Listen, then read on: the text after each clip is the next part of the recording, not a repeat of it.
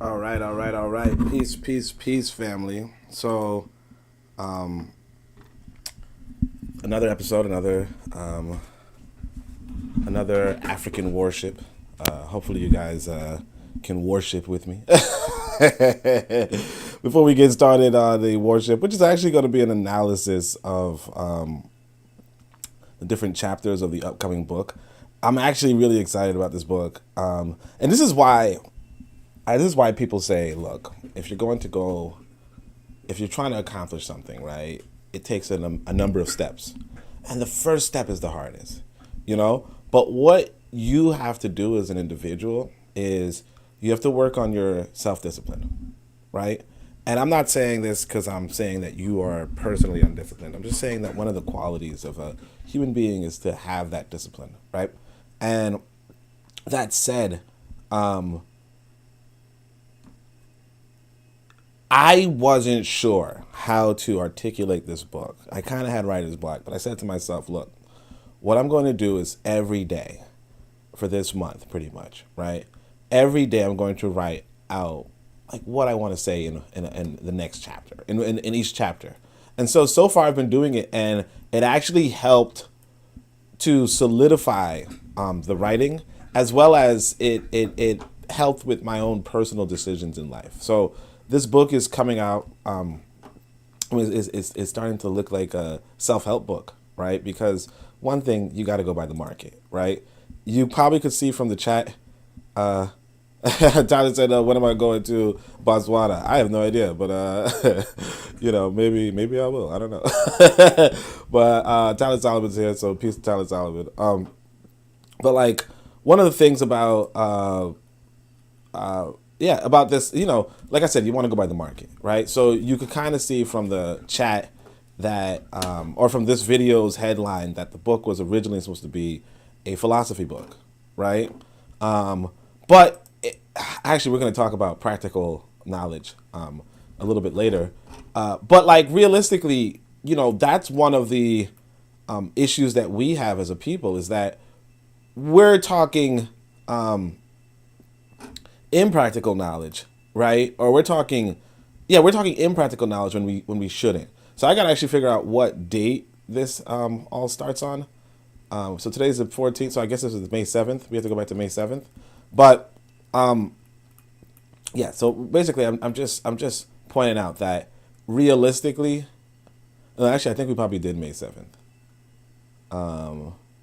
Yeah, I think we probably did May 7th. Yeah, and then I think I have notes afterward. So it's probably that's another thing. You have to organize things based off of notes and so forth. I'm just trying to figure out. So it's probably May 8th that everything changes. But regardless, what I'm saying about all this is that you, yeah, we're doing a self help book. We're doing a self help book. That's all I can say. I'm trying to figure out what day everything. So I think maybe we finished on culture, probably. And so we'll just go to whatever May 8th is. But I thought I had some notes after May 7th, but I guess I didn't, which is fine. And that's why it's also important to just organize your writing. But this has been a thing that I've been doing weekly. It looks like only 91 people might have scrolled by it. I don't know how many people like, at most one person likes it, which is fine. That's life. Regardless, if you think you're doing something of value, or you think that you can do something of value, or that you want to do something of value, the main thing is to just try it, just to start it. Because the biggest hurdle is going to be starting something, starting to put something of value. And it's like, even with this book, it's like I didn't know how to tie in all these ideas, but as I'm progressing, and we'll talk about it, but as I'm progressing, I realize there is a fundamental thing that I want to articulate, especially in regards to self help, uh, and it kind of also ties into the word freedom. You know, it kind of also ties into the word freedom. But we'll engage that right after I tell you guys about the podcasting network called KWZ Radio.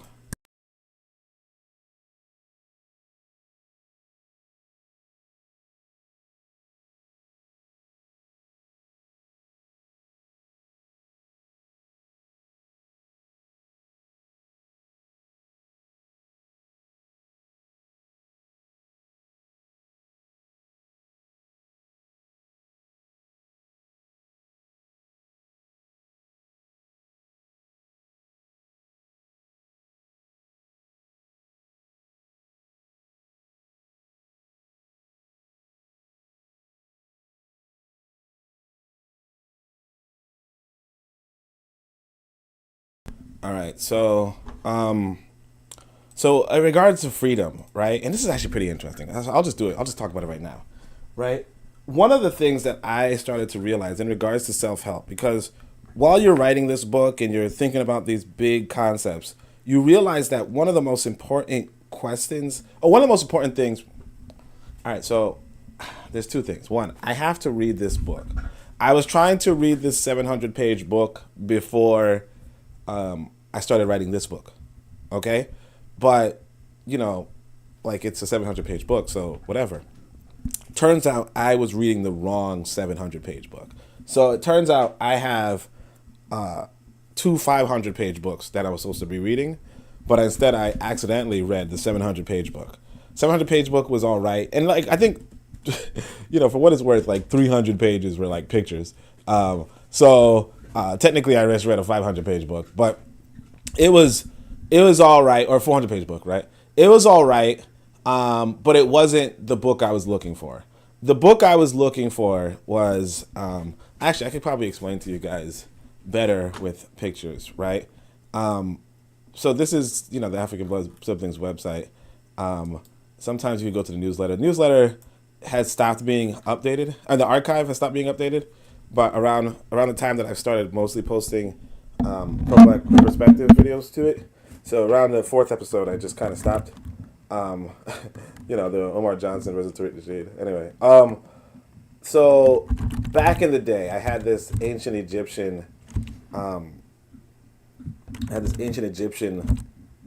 conversation, or this list of cosmic quotes. There you go. I got it from another website. So this is back in 2012, right? One time, what I did was I went to, I used to review this stuff. And at some point on Twitter, I said, just like our ancient ancestors said, let's actually probably use the relevant one. All right, leave him in error who loves his error. That's not the relevant one, but something along those lines. Let's say, leave him in error who loves his error, right? Or like I would say, the ancient African proverb, every man is rich in excuses to safeguard his prejudices, his instincts, and his opinions. And so one time, this one brother called me out and said, where does this say that in Africa? Like where do they say that in Africa? And I'm like, well, this is where I got it. It's from this list. But then I scrolled up, and it turns out that this is not an authentic, copy of quotations. What happens is that these are some teachings, proverbs, and maxims gleaned from the works of Isha Schwaller de Lubez, who, under the direction of her husband, Schwaller de Lubez, lived in Karnak for 15 years, right? So she wrote a fictionalized account based on the research of her husband's, right? And these were the proverbs, these were the lessons that, she fictionalized through, like, her understanding of ancient Egypt. So as to say that these were not direct quotes. And what happens is that she writes palatable books for she writes palatable books for people to understand ancient Egypt. But these are not direct quotes. So her husband, however, he wrote these, so she probably wrote like 200-page books that were palatable, right? You could read it, they're fictionalized accounts, they're nice stories, and they have a bunch of lessons in it. But it's based off of her husband's research, and he wrote these books that were much bigger, like I said, 500 pages, 700 pages, so on and so forth. And so I decided, after I was called out, I was like, look, I probably should read the work that this work is derivative from, right? In order that, because it's possible that he might have shared some more direct quotes from ancient Africans. Now, so far, I haven't gotten too far in the second book. I did read some more direct quotes in the first book that I was reading, but nothing of this caliber. Like, this is actually really, really good teachings and really good wisdom. True teaching is not an accumulation of knowledge; it's an awakening of consciousness, which goes through successive stages. Or like all of this is just really good, right? That said, I figured if you're trying to get insight into the ancient African canon, right, you probably don't want to read a fictionalized account, even though it might be very fruitful, and you probably want to see if you can glean some of the primary sources. And so I'm more so trying to read this book to see the primary sources, specifically, particularly if I want to engage in writing about, like an African mentality. But notwithstanding, oh, sorry. So I think I probably now remember what it was. One of the quotes here is qualities of a moral order are measured by deeds, right? So that's a really, so right here, qualities of a moral order are measured by deeds, right? Which is like basically saying, if you want to judge another person, right? And there's a lot of things about judging people right here. Like a man can't be judged with his neighbor's intelligence, his own vital intelligence. His vital experience is never his neighbor's, right? So much. Like there's a lot of wisdom here. So I'm not even capping. That's why I really wanted to read the primary source. Although I think that her work, although they're Europeans, I think her work probably has a lot of value in it because, like I said, I had these quotes up since 2012, which is 10 years. And I didn't take it down. I have some of it in the pro-black compendium too, and in fact some of it's even in the Book of Power. It's just they're really good. It's just that are they authentic quotes or are they like to what extent were these African beliefs? You would have to check back with the primary source, and that's what I want to do. But this right here, qualities of a moral order are measured by deeds, is like you shouldn't judge people based off of what they say, as much as what they've done. And actually, look, so my main takeaway now is this for my book is really to look into choice. Now, I'm just noticing this myself, but it's like two tendencies govern human choice and effort: the search after quantity and the search after quality. They classify mankind. Some follow ma'at, others seek the way of animal instinct. Now, in the Book of Power, I might say others seek the way of isfet, which is opposite of ma'at. But this is important: choice and effort. So I'm saying that there's two things. In fact, I think this might be the two things that the second thing, choice and deeds in a sense. But choice and effort are really what we should be judged by. Like, what are the choices that we make? And when we talk about freedom, freedom is the freedom, is the ability to have a choice. And that's partly why even when we're talking about repatriation or going going to Botswana, like Tyler just asked, when are you going about Botswana? When do I have the choice to go to Botswana or the choice not to go to Botswana? You see what I'm saying? Now, if somebody just picks me up and throws me into Botswana, that's not me being a free person and making that decision, right? Obviously, some of us will notice that there's already another variation of the word choice here, but again, I think these are really good quotes. My thing is that I wanted to see what the primary source looked like because these are really good, and it just like you could just imagine that the primary source is good. Now, I don't know, so far as I got in the book, which is not too far, maybe like 10 pages or 20 pages or something. But I haven't seen any primary sources, just the guy, explaining, because it's the introduction and all that kind of stuff. But like my goal would be to go forward and to look into that. But yeah, judging people by their choices, that's what I'm realizing might be essentially promoting to people to fix their choices. And what's interesting is that even me saying that and then finding this quote here randomly, if you will, where it says two tendencies govern choice, and they say people either choose to go after quantity or they choose to go after quality, and they classify us, and they're saying that, hey, going for quantity, like choosing quantity is to choose, animal instinct, choose isfet, and choosing quality is to choose ma'at, choose balance, choose so on and so forth. And it kind of reminds me of this, quote unquote, dilemma that a man can have when it comes to women, right? You can choose a quality woman, or you can choose, the quality woman and the quantity woman. You see what I'm saying? You can choose both. Why not both? And so, why would you choose both though, right? According to this quote, it would be according to animal instinct. You're horny. You're horny. You know that one choice is better than the other, right? You know that one choice is a good woman, But you say, look, I also, you know, I also want to enjoy, you know, you see what I'm saying? And it's interesting because on the one hand, you know, this kind of touches on to the polygamy question, which, you know, Africa is a very interesting place that, you know, from the outside looking in, you might say, well, you know, I just need a good woman. And then from the inside looking out, you're just like, shit, boy. You know what I mean? I mean, I can afford two of these. You know what I'm saying? I can afford everything I want. But it also reminds me of when I was reading about Maurice Bishop. I can't remember if he had a white wife or not. I don't know. Oh no, I think he has a white mistress or something like that. I don't remember. I don't remember the ethnicity of the other lady. But essentially, he has a wife and he has a mistress. Now, a lot of dudes have wives and have mistresses, you know, and basically a mistress, from what I understand, would just be the second wife that you, or like the wife that's not the mother of your child. You know what I'm saying? You know, the wife that does not mother any children. She might be good company, good conversation, good sex, but she's probably not going to be a good mother. Like, she's good for you, she's not good for your family, right? Now, granted, there are some men who have children with their mistresses in a sense, but it really kind of touches on that as well. You know, that you can choose quality or you could choose quantity.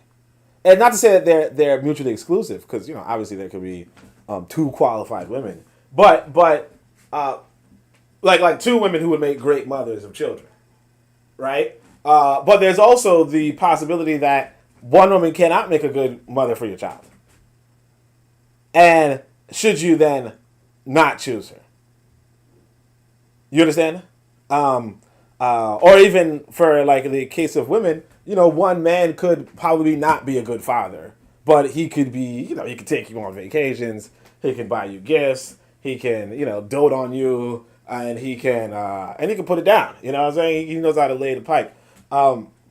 He's a plumber or something, right? You know, and a lot of women would enjoy that kind of male company, even if that and just make sure that she doesn't impregnate her. Now, unfortunately, most women cannot make sure that a man will not impregnate her. But you know, like some guys are like, yeah, I'll be a deadbeat father. I'm just here to fuck. You know what I mean? I'm just here to fuck, and I might spend some money on you. And so it would be up for a woman. You could judge her and say, well, should you go after quality or should you go after quantity? You know? So I think that's pretty interesting. Now, although I did not in this book talk about quantity and quality, but my point being that if I can glean this from the ancient African record, right, it does have value to distinguish between quantity and quality.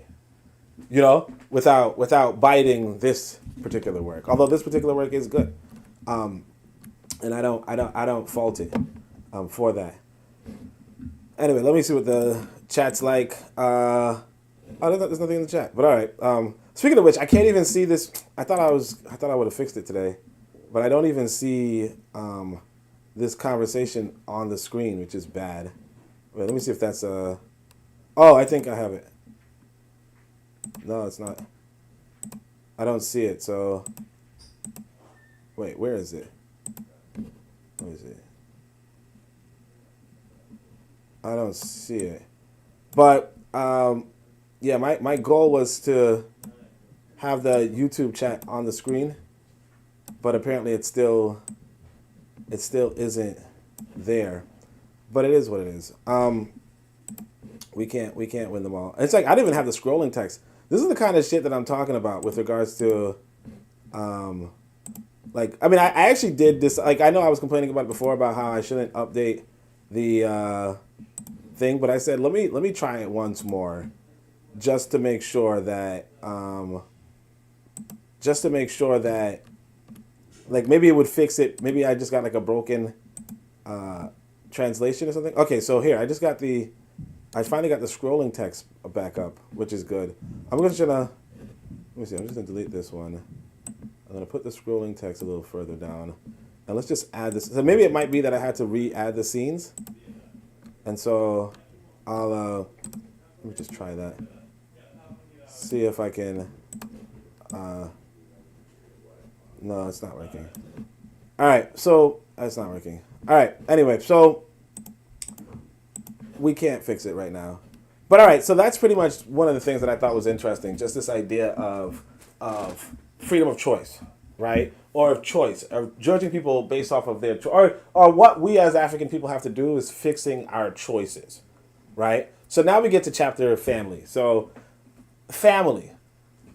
We're going to go through some cool ideas here, right? So it says, look, the second most important thing in your life is your life. Okay? So the second most important thing in your life is your life. So one of the things I notice is this.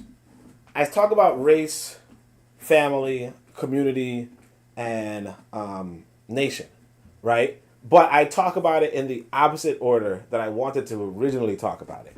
Because I thought, you know what, maybe you should talk about the smallest group and go to the largest. But particularly because I wanted to, you know, what, like I said about marketing or about books is that you want to start off from, like you want people to read it. So you got to go into what is most practical, most applicable for them. But I realized in retrospect that I should go from family. I should go from race to family. Either way, so chapter family. The second most important thing in your life is your life. And the first is your group's life. Okay, therefore, your foremost task in life is to choose, see the word choose, your group. For although you were born into groups, you alone must choose what and whom outranks your life to you. And so what does this mean about your most important thing in your life? The second most important thing in your life is your life, right? Basically, it means this. If somebody starts shooting up my house, right, I should cover my son's body with my own body. Okay? As a man, I should cover my son's body with my body. You know? There was actually one example when I was like I said, I was in a bad marriage, right? And my son's mother was having an episode, right? Not an episode like, you know, something like disability wise, but more like she was doing some passive aggressive bullshit. Okay? Passive aggressive bullshit is like we were walking and talking. She didn't like something I might have said. I don't know. She decides to slow walk, you know? And so I'm actually a fast walker even in New York City, right? She decides to slow walk knowing full damn well, right, that I don't want to move that slow. Like we're going over to her parents' house or something like that, and she's just moving really slow while we're walking. So we're walking and I'm kind of like, come on, speed up. And she's, you know, I don't think, I mean, she might have been pregnant, but she wasn't walking because she was pregnant. She wasn't walking slow because she was pregnant. She was just walking slow to piss me off. Because you know how it is. You know, if somebody, like I slow down for her, she slows down even further. You know what I mean? Passive aggressive shit. And it was so irritating. Either way, as we're walking slowly or whatever, I'm walking and then I hear behind me gunshots. Okay? And then a car flips over. And then, so basically some pedestrian was shooting at a vehicle. The vehicle turned and flipped over. And then that was pretty much it. Now, I'm looking forward and I see people running, right?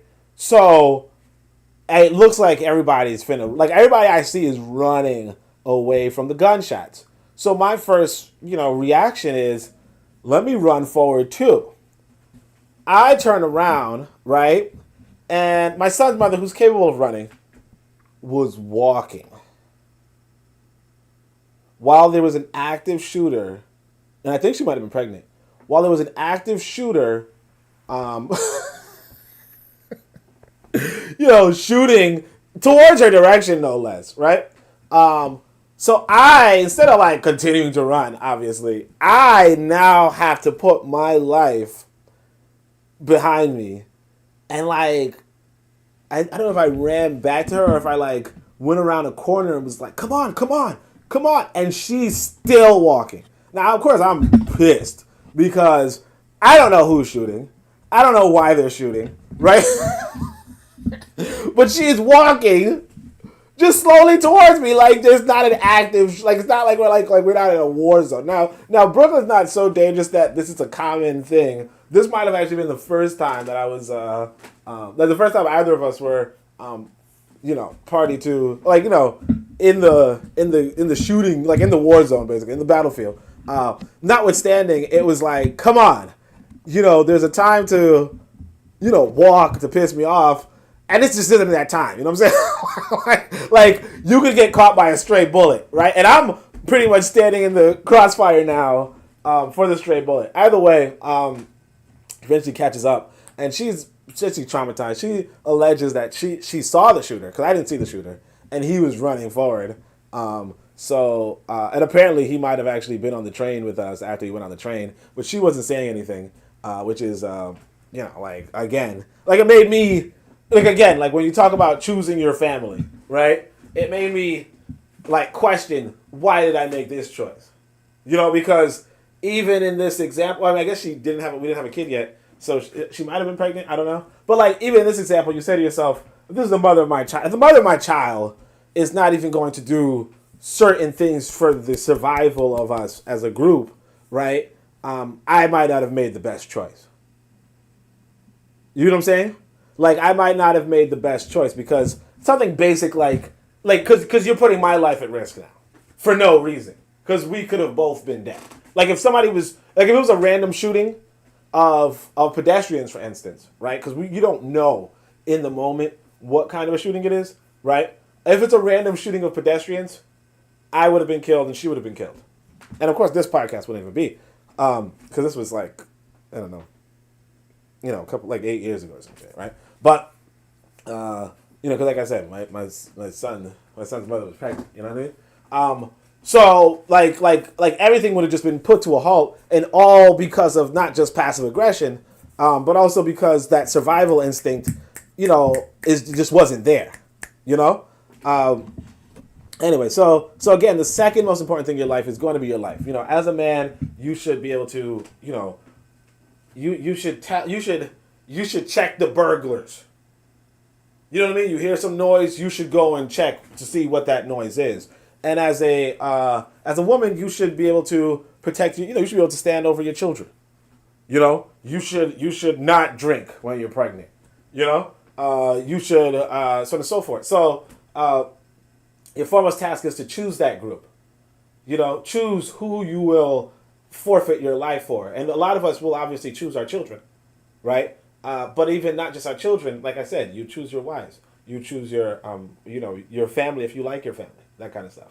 So you're born into your family, but you can also choose them. You know what I mean? You could choose your nephew. You could choose your uncle. You could choose your brother. In the sense that you don't have to stick around with them. At some point you can choose them. So.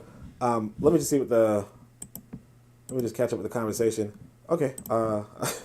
There's no conversation. But all right. So the 6 main groups from largest to smallest are Earthlings, right? Here's the thing.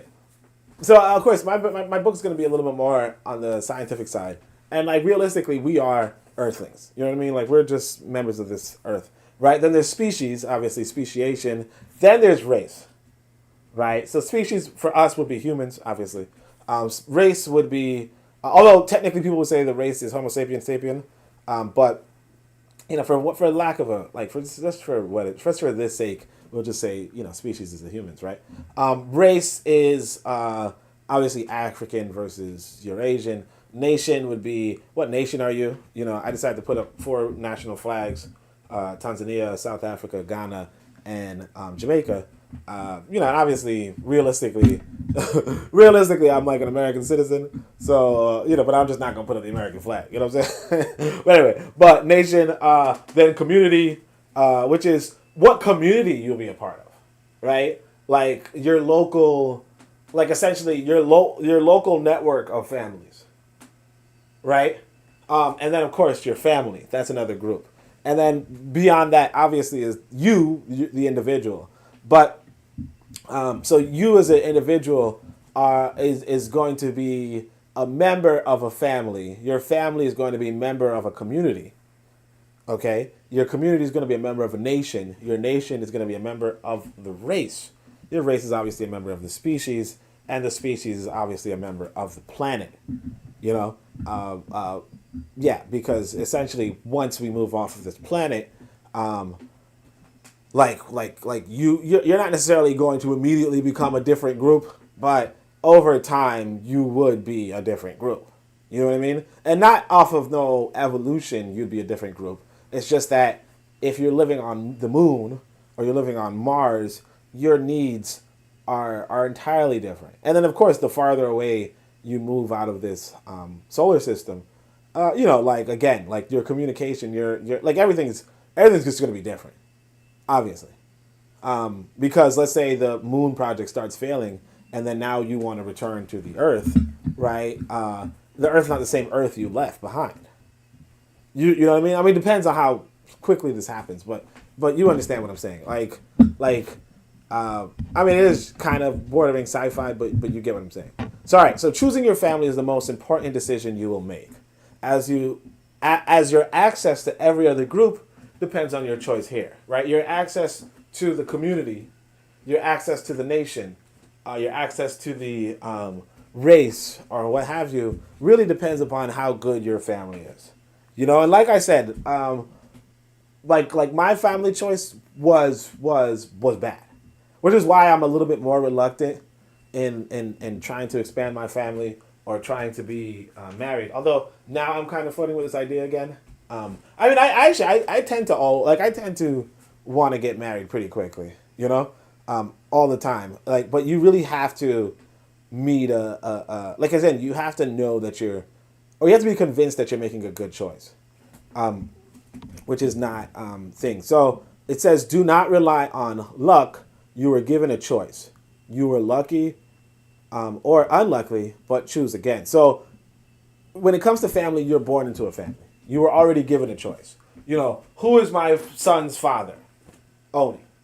Right? Who is his mother? His mother. Right? He wasn't like, so I guess I shouldn't say you were given a choice. But like, basically, my son got me as a father based off of his luck. Now, you can call him lucky, you can call him unlucky, whatever it is, that's what he gets. So he's rare to say, look, choose me. You get what I'm saying? He's rare to say, choose me. But when he gets to adulthood, he can choose again. Okay, and this is actually a common thing with particularly men, or yeah, just men in general, right? It's a common thing, or just mammals actually, right? That when, particularly when a boy becomes old enough, they choose whether or not to continue to obey their fathers. You get what I'm saying? And usually the boy chooses to be his own man. You know what I mean? Like he chooses to like assert his masculinity and be like, no, I'm we're equals now. You know what I'm saying? So you're not given a choice when you're younger. You are the the father is the leader in a sense, right? He's the leader. He's not your equal. You are a subordinate. And now some African cultures, obviously, the father or the parent or the mother, or whatever, the matriarch, the patriarch, they continue to hold that sort of leadership role, right? And of course, like I said, you could make your own tribe or your own chieftaincy or whatever, where you are in perpetuity the matriarch or patriarch. But again, individuals may choose not to even suit it. They might say, you know what, this kind of system that you set up is bullshit for me. I'm walking away and doing my own thing. Right? Or this situation is bullshit for me. I'm going to just fucking take your throne. You know, I'm going to kill you. Or I don't agree with you choosing my brother to be the next leader. I'm going to just kill my brother type shit. Right? This is like really common. But anyway, so the choice of family will be the choice of having or not having children and choosing their parents and grandparents. There's no value in being wrong. So, like I said, you know, there are women who are like, hey, Oni, I want to have babies with you, right? And there are women who are like, hey, Oni, I want to have babies with you, right? And for me, it's like, this woman is supposed to be the parent of my child, and then the grandparent of my child. How much, like, is that a good choice? You know, and so, like, for instance, one thing that I could speak on, for instance, is that some women do not want to have children, right? Some women do not want to have children, and in so much as they do not want to have children, you can get in trouble. Like a part of one of the things that we tend to do is we tend to still ask them to have children, you know, or try to convince them to have children. And then years down the line, like we realize that the children are still unwanted. You know what I mean? So that's another, like realistically, again, what I started to realize is that you want to empower people with the idea of what is a good choice when it comes to just navigating life. And essentially that realistically, like how that white lady was saying, you know, we really make choices and apply ourselves, you know, choice and effort, right? Here I'm kind of saying, look, if you want to improve your life, health and wealth, in a sense, right? You want to improve your choices. And you can either choose a certain, like you have to improve your choices. That's pretty much it. And so what is a good choice when it comes to family or for a partner is, you know, would they make a good parent and would they make a good grandparent? Because one of the things I notice is that, for instance, with my son's mother, is that, well, I mean, like I said, I'm not trying to talk about her. If you guys wanted, like, again, it's probably not the best idea to talk about your son's mother in sort of any sort of way or something like that. But knowing what I know now, outside of the fact that I enjoy having my son, right? Like, would she be the best parent for him, or the best grandparent, or saying moving forward 20 years, 30 years, 40 years into the future, right? I have grandchildren. Is my son's mother the ideal grandparent for him, for them, right? And it's like that wasn't a consideration I had at the time, and understanding that wasn't a consideration I had at the time, and in fact, like that kind of better informs me that having a book that tells you explicitly, like, you know, hey, look, you're making this choice not for yourself, right? Because again, I wasn't even happy myself, like with her, and I kind of had the silly idea at the time that, well, maybe a child will improve her disposition, but it didn't, and it just made things a lot worse. So, you know, just the fact that we kind of navigate this world, not even understanding what is a good choice. You know, if you have a bad relationship, what's a good choice? Bring a child or to leave the lady, right?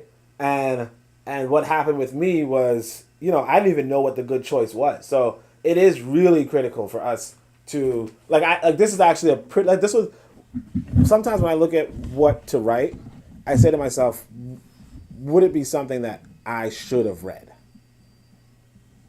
You know what I mean? Is it something that I should have read? And that is fundamentally, like honestly, if I could have read something along the lines of, you're choosing a parent or a grandparent, you know what I mean? Like, that would have been something. Like there's no value in being wrong about a good choice. Like, that would have been something.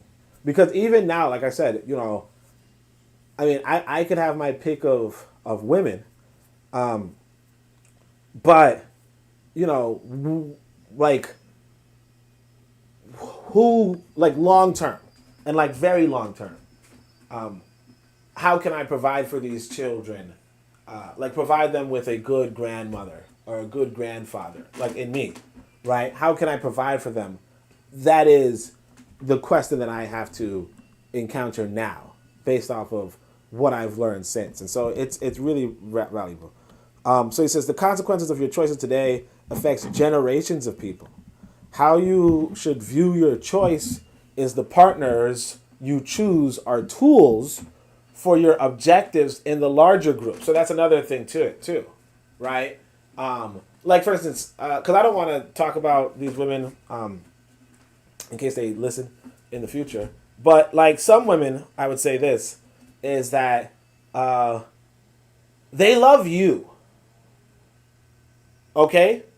They love you. Some women want to, like for instance, I could say this, once upon a time, a woman might tell me, hey, look, I want to have your children, I want to have your baby, I want us to have a family together.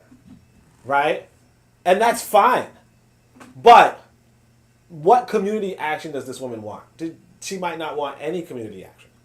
What national ambition does this woman have? She might have no national ambition.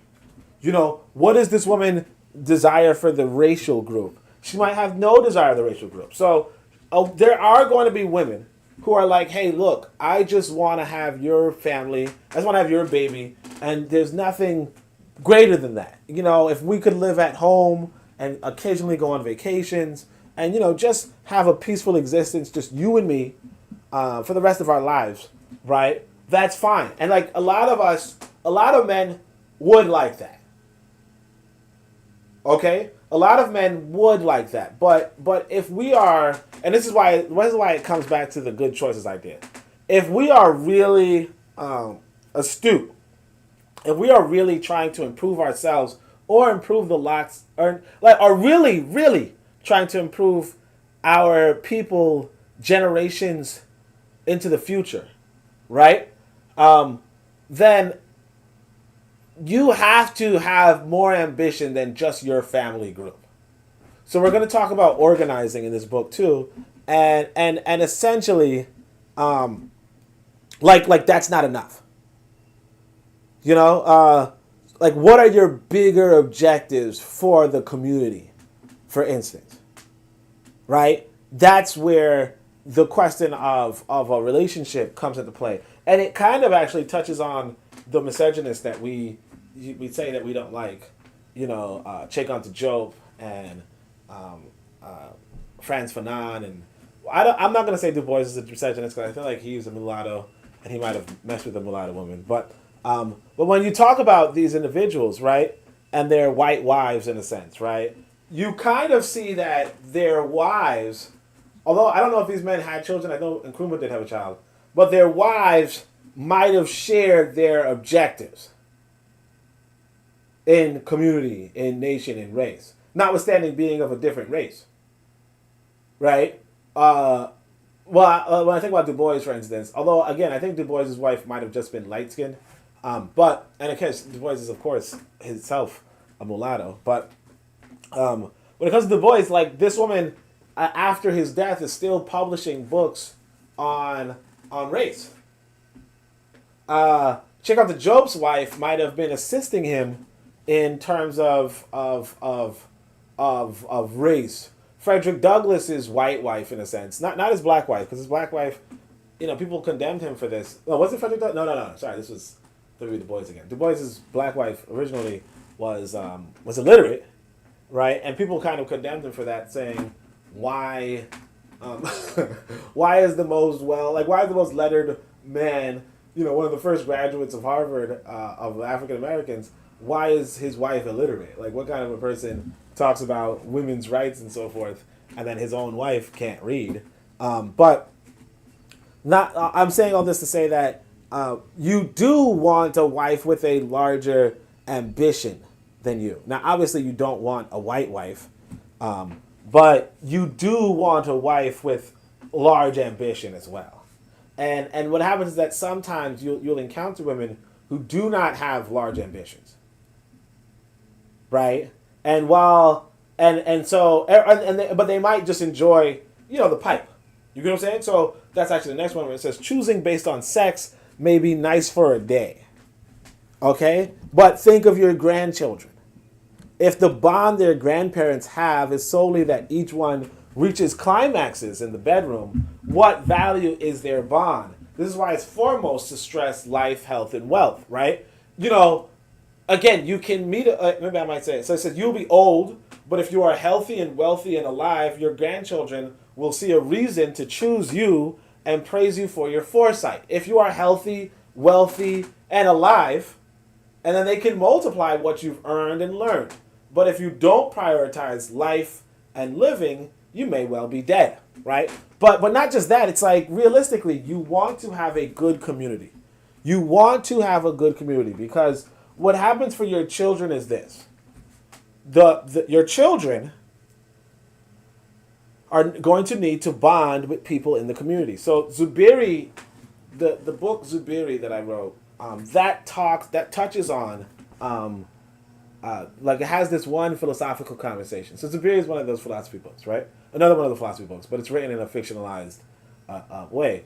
But it has a conversation where this woman is saying, I think it was Isad, she's saying to Zubiri, hey, look, I'm not, like, nobody uses me. You know what I mean? Like, I'm my own person, essentially. And Zubiri says, look, everybody is used by somebody. Like, essentially, you know, you're either useful or you're useless, right? And if your community is not using you, if you're not useful to your community, you might be useless to your community or something along those lines, right? But here's where, like, the interesting part that I wanted to highlight from Zubiri was essentially he's talking about all of us as individuals get old. And then we're going to need somebody else to take care of us. Well, I mean, we don't all get old. Some of us die, obviously. But assuming you don't die prematurely, assuming you're not killed, you know, you get old and you get feeble, right? And somebody needs to take care of you. So that's partly why you take care of your children, so that they can come around and return the favor. But not just that. It's this idea that if you are even what happens for you is that you might find a good lady for yourself. But then your children now have to go out and find a good lady or man or, sorry, you know, again, I don't mean to make it seem like I'm only talking with men. But you might find a good partner for yourself. But then your children have to find a good partner out of the community that you neglected. Like either the community that you helped or the community that you neglected. And what happens is that if the community is not helping itself, or if you're not a part of the helping of the community, the pickings are going to be slim for your descendants, right? Whereas, of course, if you are healthy and wealthy and alive, as well as you were a role in the community, like you did positive works in the community, you and your children are more desirable. You and your children have a better chance at getting out the best the community has to offer. People in the community are going to look at, like wherever you go in the world, people in the community are going to look at the good family and try to marry into that good family. And so your children have optimal chances when you, when you are in an optimal community, one, but also when your community, when you play an optimal role in the community. And so, you know, when you're having this relationship with a woman or a man or whatever, right? When you're having a relationship with a partner, you want them to, you want this family, you want to choose a family or a partner that has their eyes on developing a community, because when they have their eyes on developing a community, essentially your children will be better developed because, one, that's the communities where you would get your education, right? And your employment and your enjoyment, we'll talk about that. But then two, your community is also where your community is also where your children will get their partners from. Or if not your community, then another community. But again, if your children's going outside your community, that's another, it's not bad, it's not good. It's just, that's another, again, over time, over a large proportion of time, in a sense, what that does for your community might not be great for your family. You get what I'm saying? So that's another, that's a little bit, like I said, I'll probably articulate it much better in the book, but it's a really interesting concept that I wanted to get into. So we got Ronnie here. So Ronnie says, unrelated question, don't you think there should be more emphasis on Cushitic civilization as opposed to Kemetic, since Kush is considered the original civilization? It'd be like emphasizing USA over England if you are an Anglophile. Yeah, peace, Ronnie. Cushitic versus Kemetic. Well, that's what I'm saying. The reason why people like Cushitic education, or just like Cushitic civilization, just like the reason why people like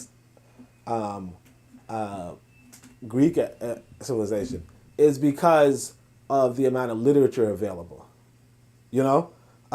So essentially, like even when I was younger, one of the things I wanted to, like one of the first things I learned about ancient Kush or Ethiopia was that you couldn't translate the Meroitic language. You know what I mean? Like there was a civilization called Meroe, and it has this large corpus of literature, but you can't understand it.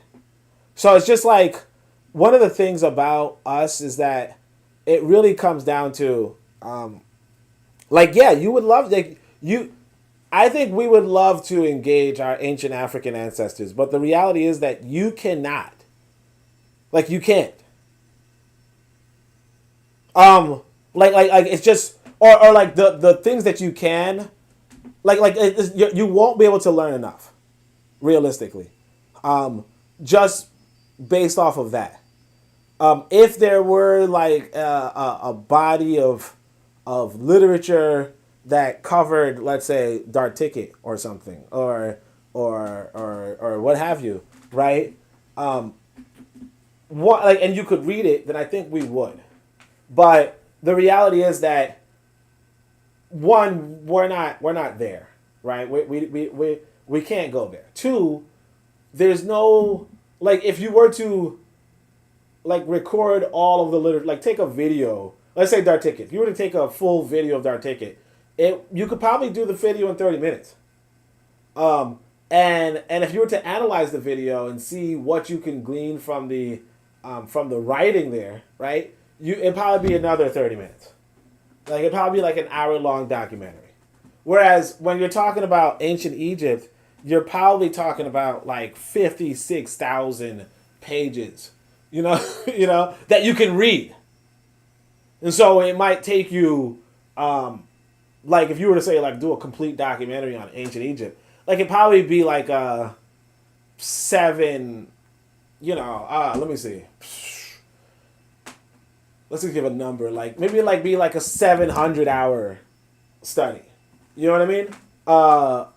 Like it would be like like you could do like your life works type of thing. Like when we were talking about this Karnak book, the guys, now obviously it's hard enough to translate ancient Egypt, but this guy Lubiz or whatever, right? He's studying in ancient Egypt for 15 fucking, like, sorry, I didn't mean to curse, but for 15 years.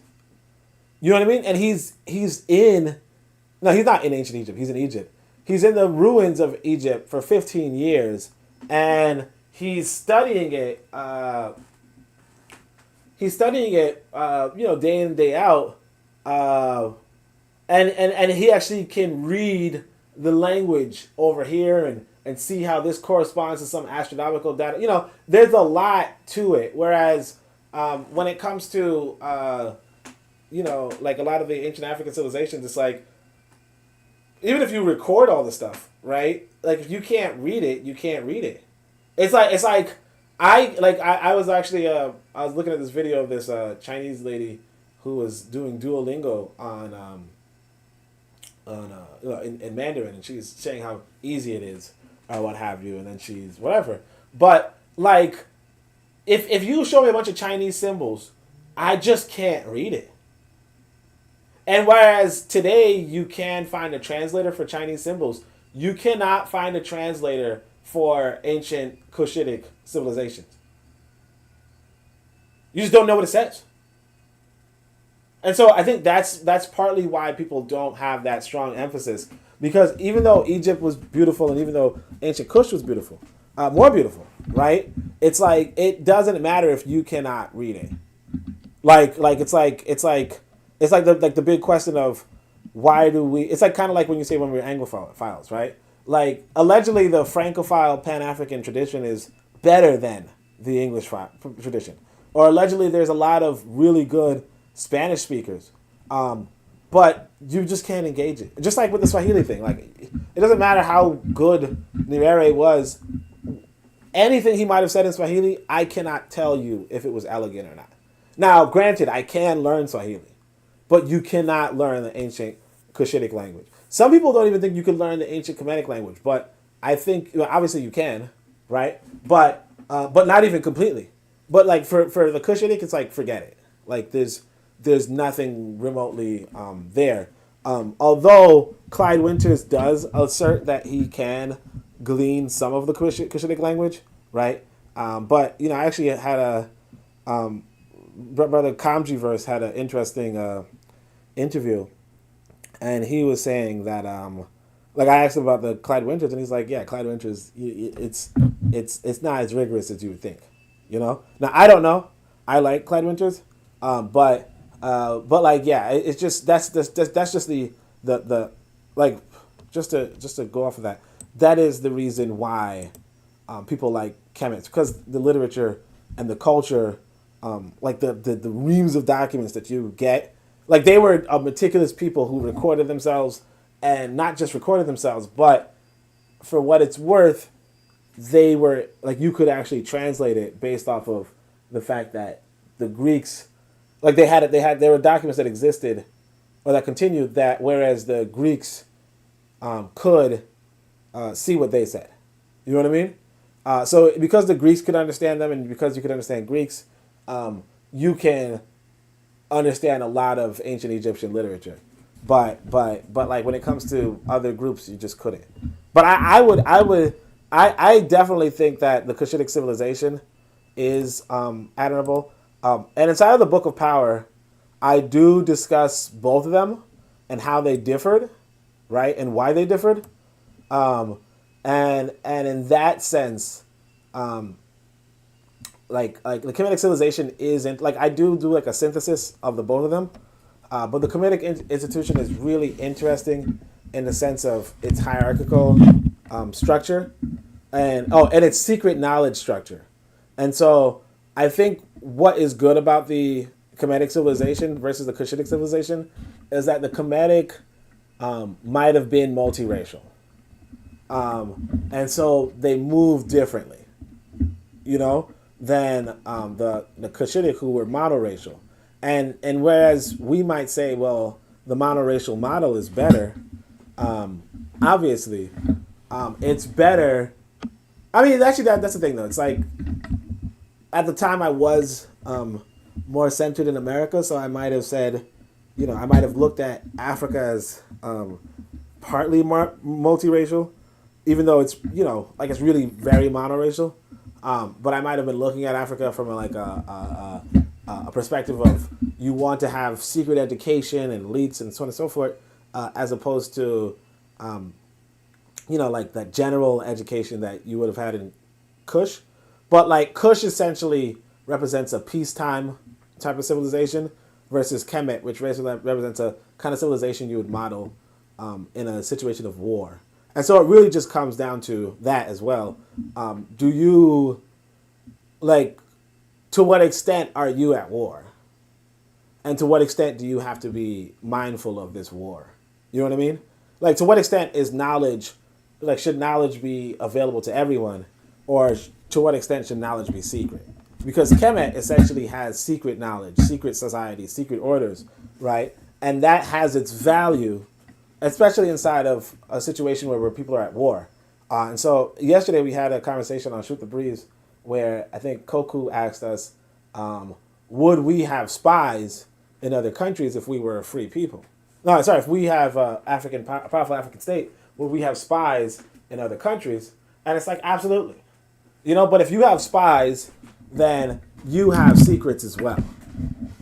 You get what I'm saying? Because if people are spying on you, then you have to have secrets as well. And so Kemet represented a society that had secrets and like looked to gain other people's secrets, right? Whereas Kush might have been a more open and free society.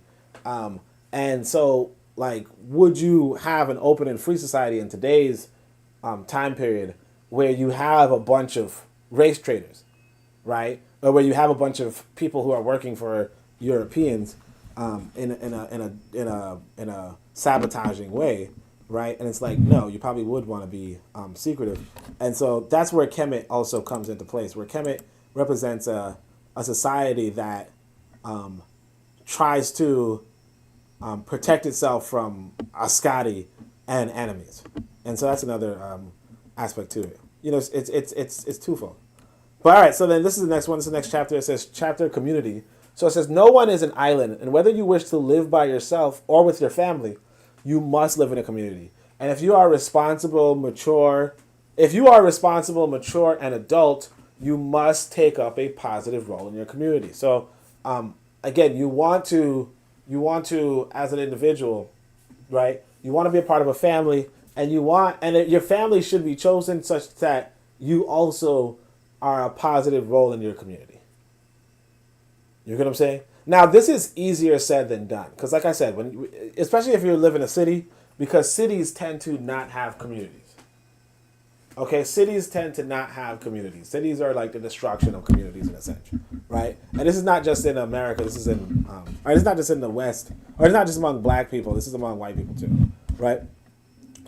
Either way, it would be better for you if you can be a part of a community, right? Particularly so that you can also be a part of a nation. And this is partly why I explained that we should, you want to relocate. But it says the community must educate and adjudicate where the family cannot. Okay? The community provides an avenue for employment and enjoyment. A good family in a bad community will quickly become a bad community. Sorry, I don't know why I didn't correct it. A good family in a bad community will actually become a bad family, right? And a bad family in a good community, it won't even be a thing. You know, like families, a good community consists of good families. And it kind of, you want to put yourself in a position to choose, like you want to be in a position such that you're a part of a community leadership, and then you can choose what families come live among you. Now, again, in the cities, you usually don't choose your neighbors, right? You just kind of get a building space, or you just rent a place, and then everybody else is renting a place. Now, some people do take it further, and they have neighborhood watches or community, community forums, all that kind of stuff. And then they kind of, you might be able to apply to live in a community. You see what I'm saying? And that's kind of what you want to aspire to. Again, this book would not necessarily be for everybody, although everybody can do this. But it would be how do you optimize your life? What's a good choice for you? And a good choice for you is to have a good family and then have your family in a good community. Because when they're in a good community, like I said, you now have good people speaking into your family. You see what I'm saying? We're going to talk about that when we talk about strategy. But you're going to have good people speaking into your family, and then not just that, good education available. Because we're going to talk about organizing, technologizing, and strategizing soon. And those are really critical concepts in terms of even these things. So I might actually move that ahead of community, and even the racial groups and all that kind of stuff. But it really comes back to what choices you make, and a choice for your life should be, oh yeah, I want to be a part of a good community, because even further, my community can then impact the nation if I have a good community. So again, there's a lot of as I'm writing the book, I'm seeing more and more value in the book, and that's what I kind of appreciate. That's why I say you just got to go out there and write. So he says, never forget that no community is perfect, though, right? A community is a social unit made up of humans, and humans cannot be perfect, so humans will be imperfect, and nothing perfect is made of imperfections, right? That's just basic semantics in a sense. So nevertheless, a community can be good if it pursues life, health, and wealth. So you want to live in a space, you want your family to live in a space that not only are you contributing to the goodness of the community, well, the community is contributing to the goodness of you. contributing to your life, health, and wealth, right? And you can make that choice. So we're now going to talk about some stuff in the Book of Power, which is the Boko, to be discussed in its own chapter, is the social institution every African worthy appellation should attach themselves to. Okay? I have another typo right there. But it says, it can be read more about in the Book of Power. And again, one of the things about this whole section is that sometimes I'm just writing this any old time. Sometimes you got to just put yourself to the task. One time I wrote this thing like 11:40. You know what I mean? Like time just slipped by, and I still said, okay, let me just make sure I write it for the day. So I said, no, I should have started out with race. You must choose your race. You may look African, but if you choose to be European, then you should be treated as such. And then I go, no tranny, right? That's just a little extra. But you get what I'm saying in the sense of, realistically, the most important choice you have is to choose your race. And that's the thing about Cheikh Anta Diop and Frantz Fanon, is that they do not choose their race. Now, technically, their wives choose their race. Okay?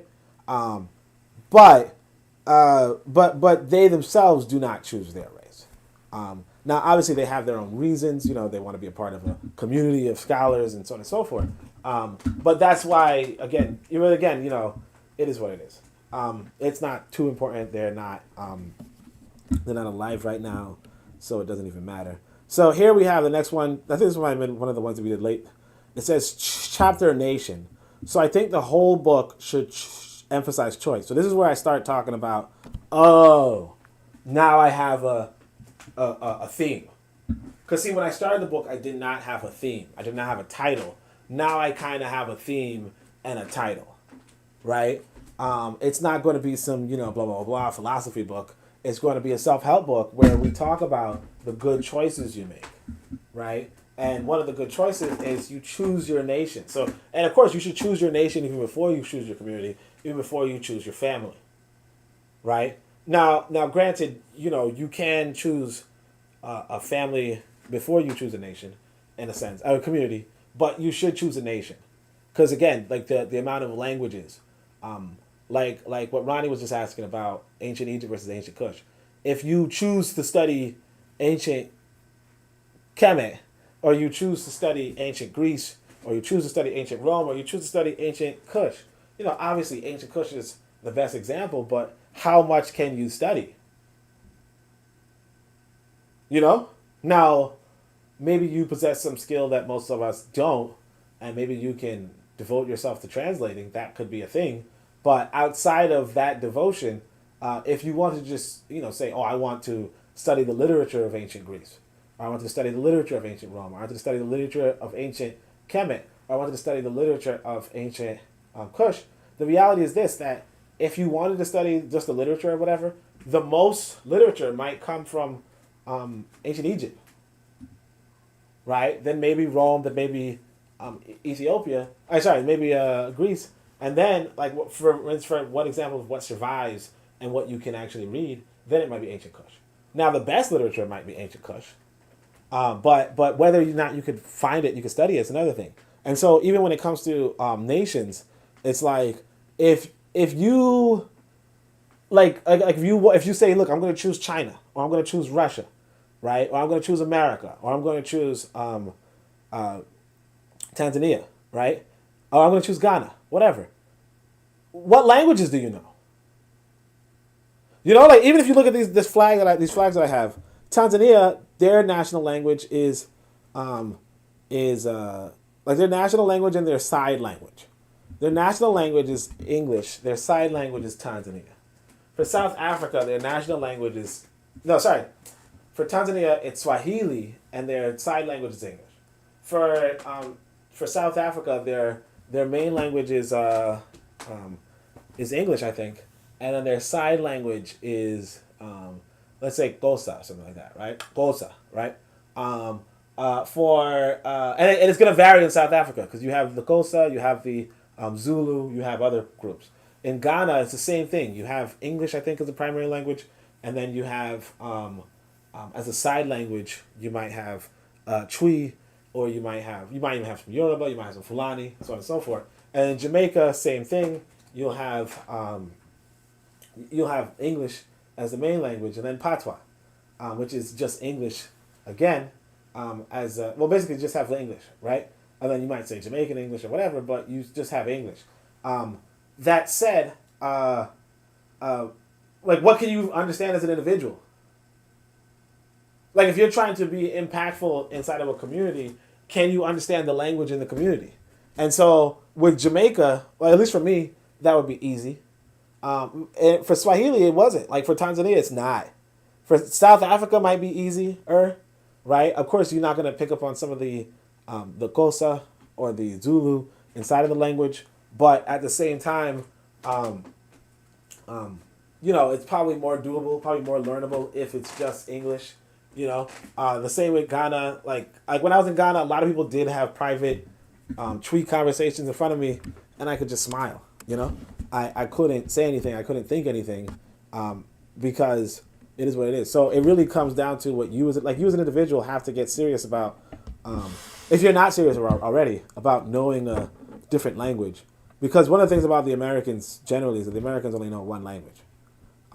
Most other people tend to know more than one language. But anyway, so Chapter Nation says, so I think the whole book should emphasize choice. In this sense, the choice when it comes to nation is what national position you want to be in. Coincidentally, I just had a conversation on Tanzania with an American, and they showed interesting data. So we're going to go into some of this. This was actually a pretty interesting chat. Really time consuming. The guy started trolling me, and I don't know, But anyway, so I said, question remains, should it be white or black?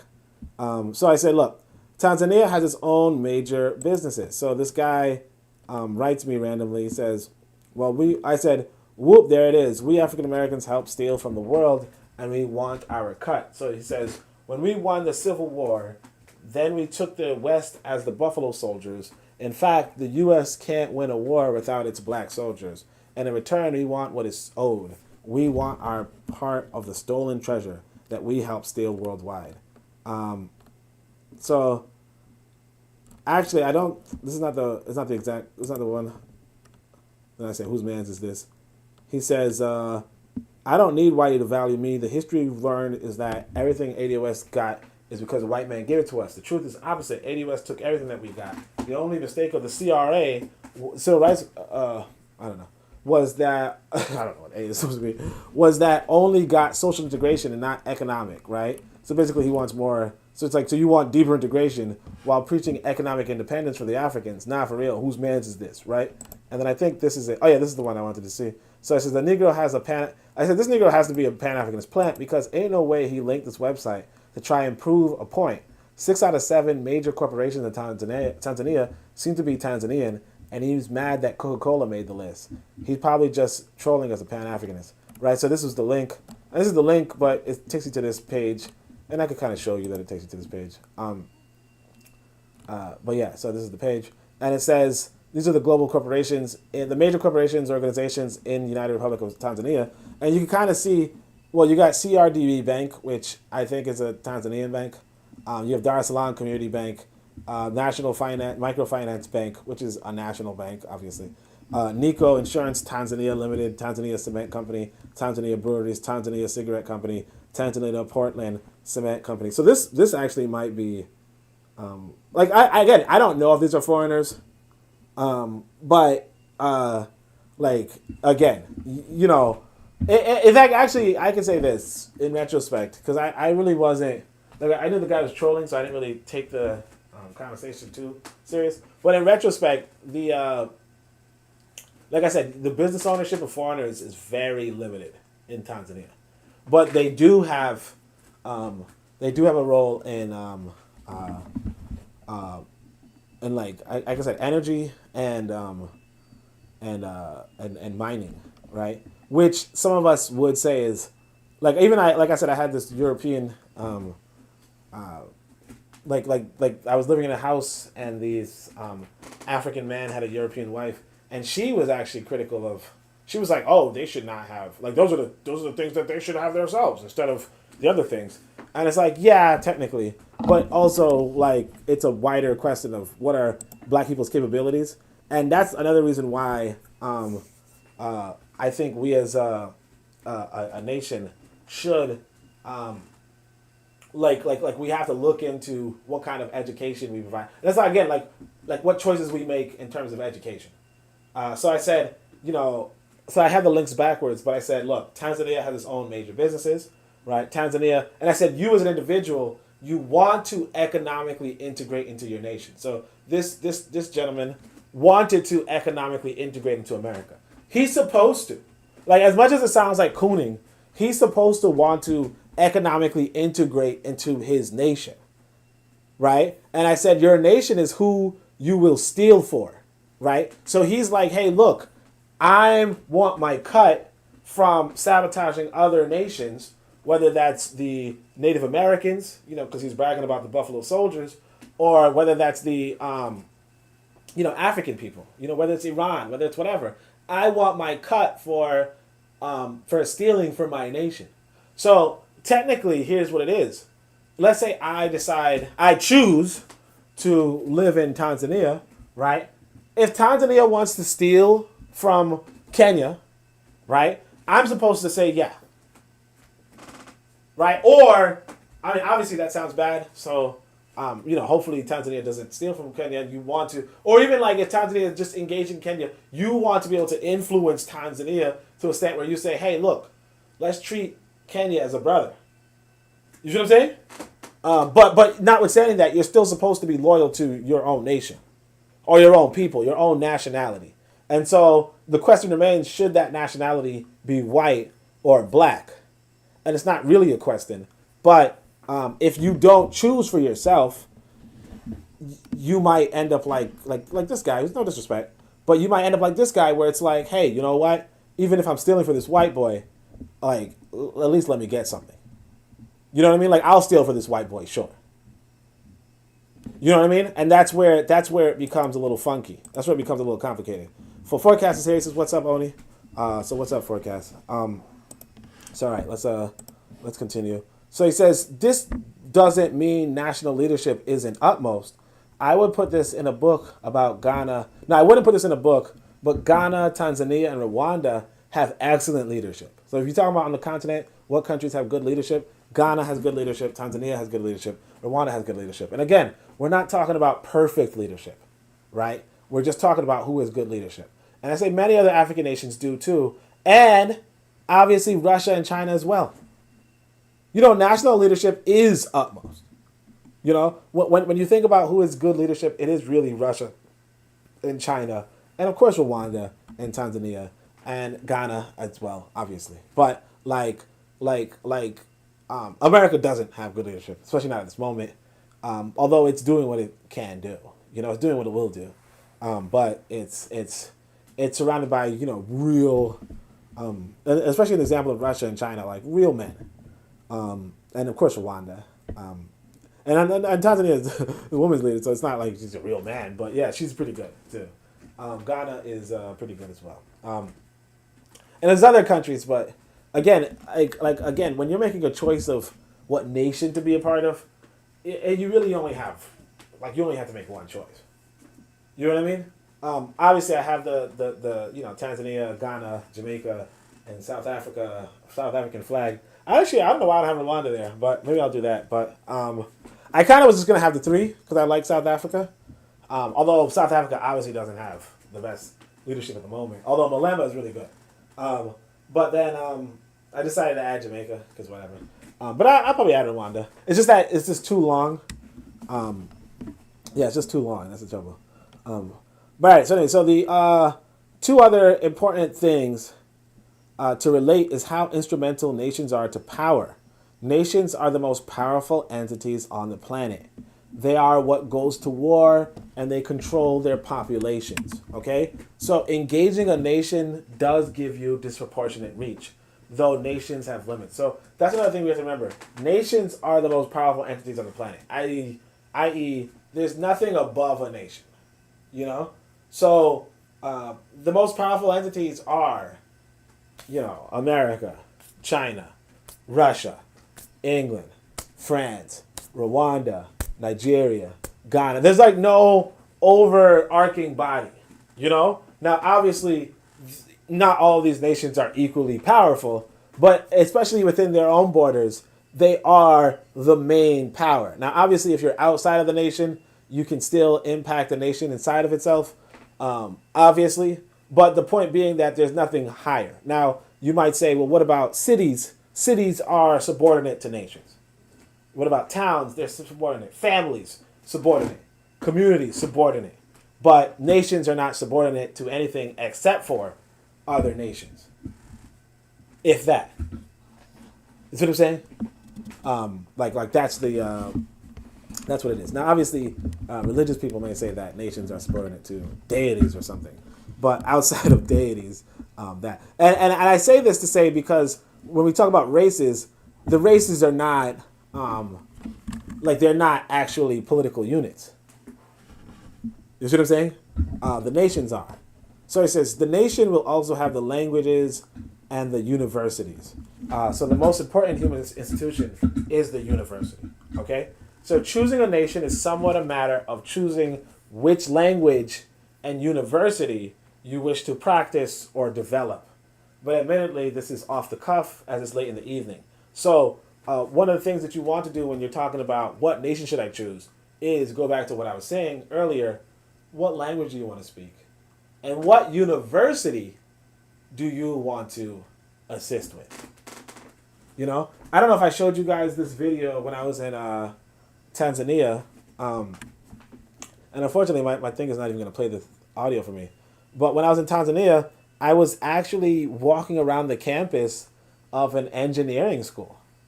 Like a whole engineering university that was... like a whole engineering university. Like it was like the whole campus, pretty big, sizable camp, and it was just like maybe I want to say like 20,000 engineering students. You know, I probably could, yeah, probably like 20,000 engineering students just living among each other, and on thing. I wonder if I could remember what the freaking name of the school was. I probably can't, but I know it was like another university right next to Dar es Salaam University. I'm just typing in. But like, damn, I'm mad. But it was like it just like they had a whole campus of. Let me see if I can. Cause I used to like I was pretty close to it. So there's USDM and then there's. Ah, shit. I'll probably have to look it up. But, like, I mean, obviously, this is something I would probably include in the book. But, like, yeah, they actually had a whole campus that was, like I said, I don't know, I can't count people that well. But, like, it could have been, like, 20,000 people just devoted to engineering. Now, the question becomes, why do you have such bad infrastructure? Although it wasn't that bad infrastructure, but why do you have such bad infrastructure if you have that many engineers? But that also comes back to the question of capital. But realistically, you as an individual should say, well, look, we have to impact adult education as well as children's education, right? So your role as a community is to engage in the university systems, of the nations that you decide to populate. So that's a really, like, I think that's a really interesting recommendation, when it comes to what are the choices you should make. And like I said, there are going to be some women who are talking to you or some partner that's just like, hey, look, let's just build a family and like mind our fucking business. You know what I mean? It's you, my love, and it's just our love, you and me. And it's like, no. If you're going to, like again, that's not a good choice. Would the sex be great? Absolutely. Would the household be nice? Pretty likely, right? But if you want to have a wider goal, that's what it is. And so, like I said, like when you're dating, when you're talking to women, you're gonna notice that some of them are different from other ones. Like I said, some like one woman, for instance, would tell me, hey, look, I'm reading Rere right now, or I'm reading Garvey right now. Or she would say, hey, I just read this story about this mother who, fell on hard times and then her daughter also fell on hard times, and it's like, and I would tell her, hey, we can fix this. You know what I mean? Like, we can fix our people, and she's like, yeah, we can do that. That's the kind of like I like that. And then on the other hand, you have another woman who might be like, hey, look, let's not even talk about anybody else. Like, nothing else is important outside of us, which is also nice. But one mentality is like, yeah, we can, like, if we get wealth, we can, we don't hoard it. We're going to try to improve our community. We're going to try to get more capital to good people, and more good people means that, the entire continent can benefit from our union, right? Whereas another person is like, hey, look, let's just look out for ourselves. Don't worry about other people. You know what I mean? Like, we're happy and we can be happy. And that's also, like, that's good and that's appealing. And one of the things that we want to tell people is, look, don't actually make that other choice. Now it's easier said than done because, like I said, you can tell this person, hey, buzz off, I don't need you. And they're like, no, like, oh my gosh, my love for you is too much. You know what I mean? But, and again, like, I'm trying to be diplomatic, but I need to teach. So it's bad to use your own personal examples, but I need to teach, because if we're not telling each other, hey, look, this is how life's going to give you freaking hard choices, and you have to, what it means to make the good choice, right? We're going back to the same theme. What it means to make the good choice is you choose your community, you choose your nation, you choose your race. That's why, Garvey says race first. I would just expand it and say race, nation, community, family first, right? This all should be in alignment. So we're going to go to chapter race. Let's just see if I could, let's see what the comments are like. And there's like no comments, but chapter race says, this should be the first of the groups as originally intended. But even this should go after organize, technologize, strategize. But chapter race says this should be the first. Says, so in truth, we all are equal. All of us are equal. Not all humans, but all life, and possibly all non-life, right? We're all of us earthlings, and though some cultural doctrines will suggest that humans are closest to the divine is nothing like humans. Okay? So, I'm not objectively superior to the cat. Right? Now, of course, you would look at me as superior to the cat, and of course, I am socialized to say that I'm superior to the cat, but that's just my opinion. The cat will look at itself as superior to me. You know what I mean? like, obviously, the cat will put its life above my life. If there was only so much scraps of food, the cat would try to eat it, as opposed to saying, well, look, you are the superior being, you should eat it. Or just like the roaches and the ants will look to eat my food before I eat my food, right? In fact, I left out some food I'm supposed to get back to, and I'm not saying, obviously I don't have bugs like that, but if I did have bugs like that, they'd be crawling all over it. Not, like they would.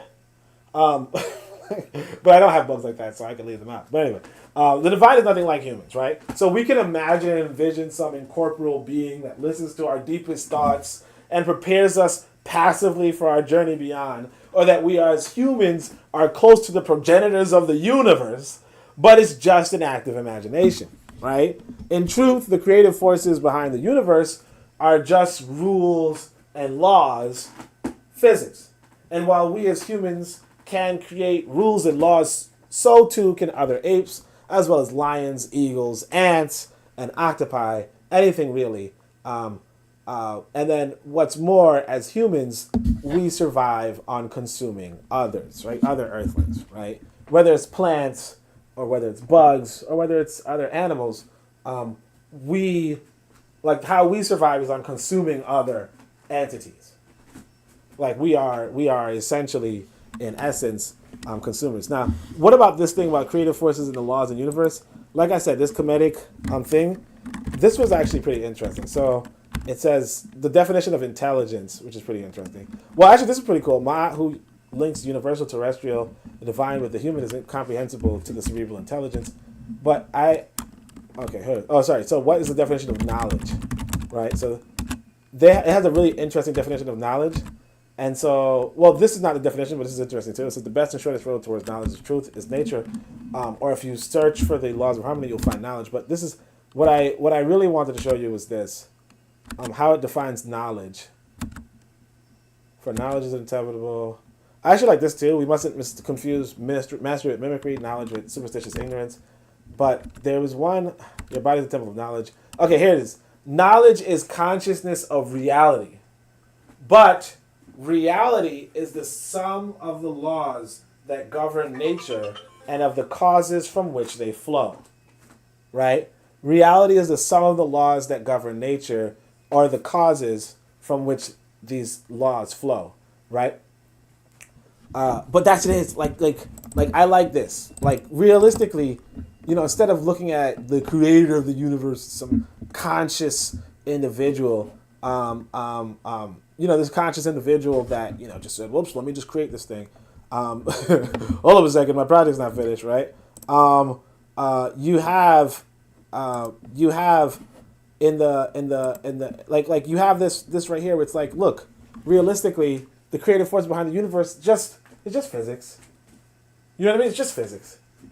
If you want to seek the divine, if you want to understand the divinity of the universe, and it's nothing like the human, where it's like, I want to understand why was this created? You don't question the atom or the electron and the proton, why they come close to each other, right? Why they attract each other. You don't ask that. There's no deeper meaning. They just do. And that's nothing. It's so dissimilar to the human experience, where a human will have a rationale, right? Or even an ape or a lion will have a rationale. Like, why does the lion pride? Why does the lion surround himself by a bunch of women and then roam around looking for weak men to take over their kingdoms, right? Like, why does he do that? He has a reason. You can't ask a lion.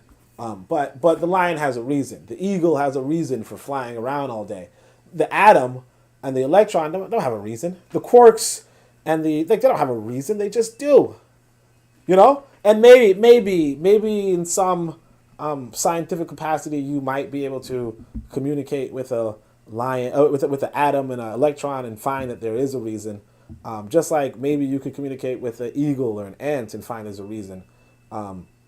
But right now, the technology doesn't exist. And the thing is that it's kind of doubtful. I mean, with the ant, maybe you can, but with the electron, it doesn't seem like it's it just doesn't it's just maybe ridiculous. Now, of course, your body is made up of cells that also exercise some sort of have these sort of functions attached to them. Whether they have consciousness, your individual cells, whether they have consciousness is doubtful. But I remember when I was younger, there was like some movies that like portrayed the idea of like white blood cells and red blood cells having personalities and so on and so forth. And that's a common movie trope or right? That's a common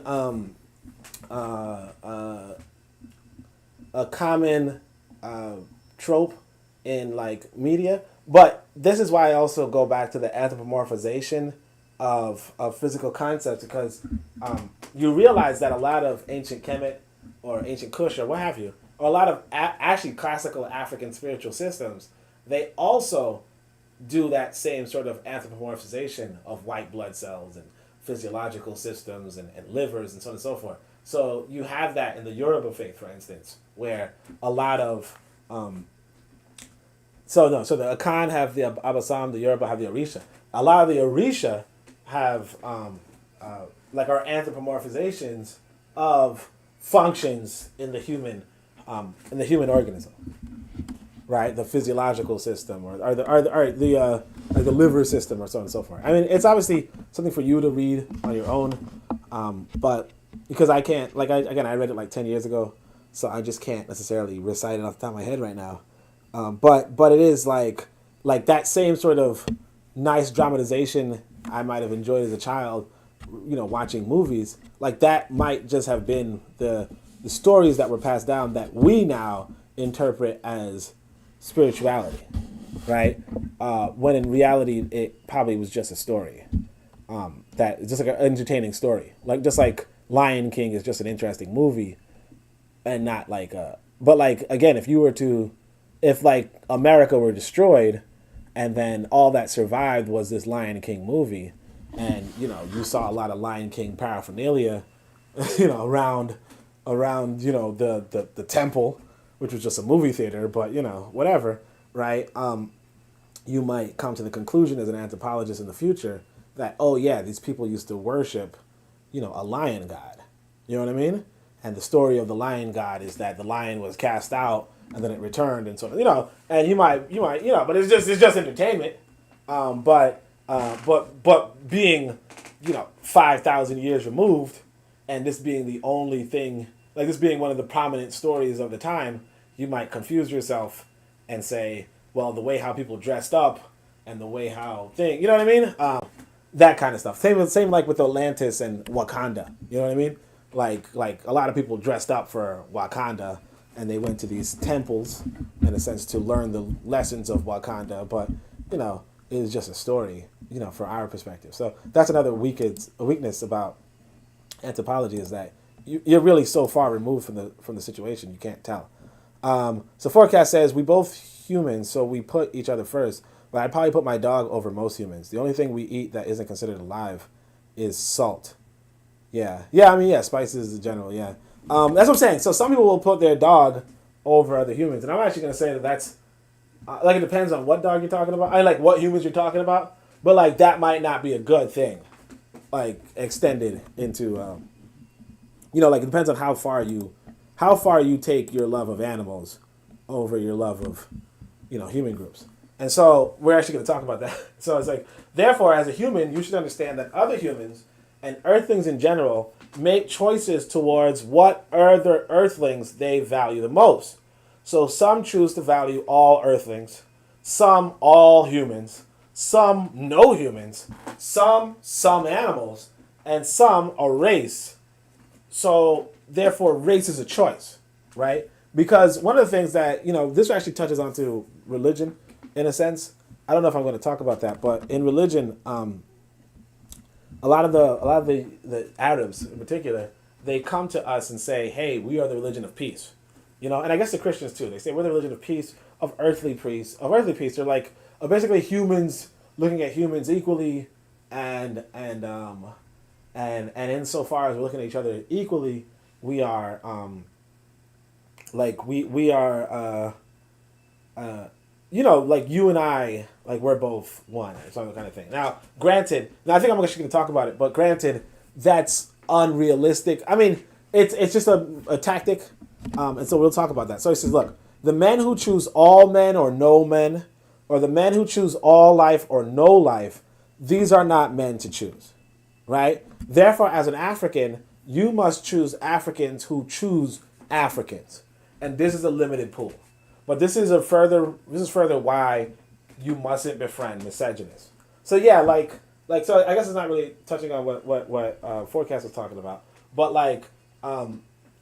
there's going to be some people who are going to choose all life or no life, or all humanity or none of humanity, right? And those are like there's a lot of individuals like that, and you just kind of have to notice them, and then just like take a step back from them. Because that's a liability. Now, they might be African, they might be black in skin, but realistically, that's a weakness. Like, if they're not choosing any humans, right, that's a big weakness, right? Because that's weird. You know what I mean? Like, kind of like the vegans kind of thing, right? Whereas, if they are choosing, if they're choosing all humans, then, you could also be in trouble from that. I could say it this way, because here's the thing, you don't want to get confused. This is why I also say you got to repatriate. I had this interesting experience where I was walking with my son, and I think I'm explaining to him, the importance of knowledge, as well as the importance of looking across the street. And looking both ways before you cross the street, right? He's not really paying attention to that, which is really bad on my part. So I kind of I don't look at myself as the best father because there's certain things that my son still needs to learn, or still needs to do. That said, I'm telling my son this thing, and then some Euro Jew points out to me. He's like, "Yo, you're like," he's across the street, but he's like, "Hey, you're a really good father." And I'm like, "Hey, thanks, man." Though I declined because again, like I said, I have my own doubts about it. But notwithstanding, this is a part of the quote unquote enemy group, right? And he's like, "Hey, you know what? I'm going to acknowledge this people, this person who's a part of a member of a people that I don't like, because what he did was a nice thing, right?" And this actually happens all the time, right? This happens all the time where even if two men are fighting, like let's say if me and a white guy are fighting, and this white guy does a flip and kicks me in the back or some shit, right? Even if we're fighting, I might be like, "Yo, that was awesome." Right now, shake his hand and say, "All right, man, you win the fight. Let's go on." Assuming he's not trying to kill me and I'm not trying to kill him, right? I might still give the guy his props, right? Notwithstanding the fact that we were just fighting. And this happens in such a this is something that I don't want to say it's only men, but this is something that we men do, right? That if a white boy is good at something, right? And I know people are gonna get this image of the white boy who's dancing or some shit, and then we're all like, "Yeah, he's dancing." No, not that, but even that. But notwithstanding, the best example that I know of is the example that happened in Haiti. So during the Haitian Revolution, it's like the final battle, okay? It's anybody's war. It's anybody's war, but this is the final battle, right? Dessalines is like, "Look, all I need to do is get this flag on top of this mountain, okay?" Or something like that. I don't know. I know it sounds kind of childish. Sounds like a capture the flag game, but it's war, right? It's a real war. This is the story that comes down from history, right? Basically, he charges some particular. I can't remember the guy's name, but he charges some soldier. I wrote it down in the Book of Power, but I don't think it's pertinent to bring it up yet. Actually, it might be pertinent to bring it up, but Bianabello talks about this story. I'll have to look for the book though. But Dessalines says, "Look, all you got to do is bring this thing to the top of this plateau or whatever, right?" And so he charges this guy. Actually, I'll have to. Shit, I'm just gonna look it up. Fuck it, we'll do it live, man. We'll do it live. Fuck it. So it's probably one of the most impressive stories, and it's not really that important that I should stop everything in order to discuss it. But at the same time, Pierre Baptiste. No. The third step is Dessalines is the leader.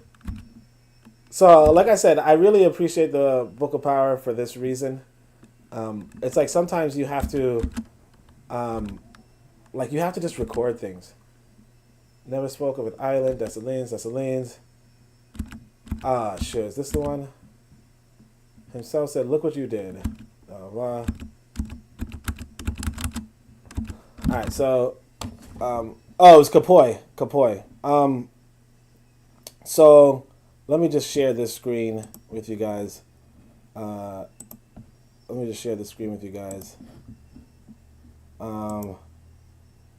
So, we have Dessalines, and he's talking about Kapoy. So, all right, so right here, Kapoy Lamort, yeah. So he said, so at this date, 1803, in Limbe, before the sunlight was out, the Kapoy counted 40,000 troops, and the main generals had not yet arrived. Kapoy Lamort was arriving around noon. Another was arriving even later. So here he was. He had the troops he needed, and he said, "This is the final battle. We're going up north." So they marched on, and it brought us to the battle after the battle, right? And we came to the Battle of Vertier.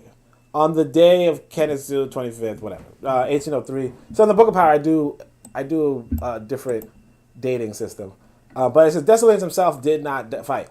I guess at that point he just knew what he had. He didn't have to put his own weight into the battle, so he sat on top of a mountain on a stone, playing with his tobacco powder and giving orders, right? Call this one, tell him to attack here, call this troop, put them here on the battle river, this one battle bridge, that one over here, telling everybody here, here, here, placing just like somebody playing chess, just positioning everything and sitting up there, not budging from early morning until night. Rain came and left, rain returned and was gone. Dessalines sat there giving orders, making things happen, right? So that's war, that's real war, right? Generals sitting up and winning against other generals, right? With human beings on the line.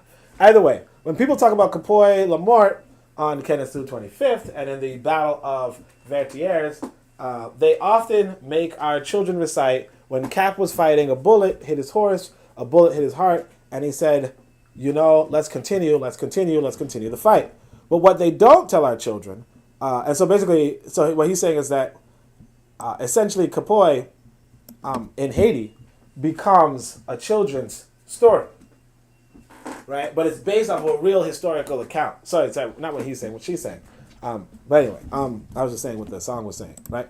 So let's continue the fight. So Capoy,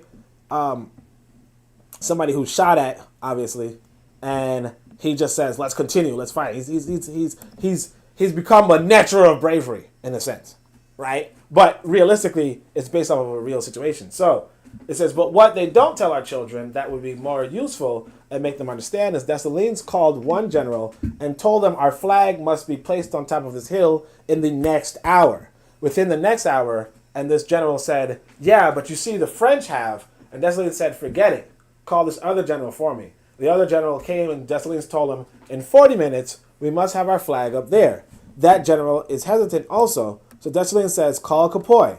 And Capoy comes and he says, "In 20 minutes, we must have our flag up there." Capoy says, "Yes, Commander." Capoy salutes, and I'll actually point out this, although nobody really cares. In writing, I should start a new chapter.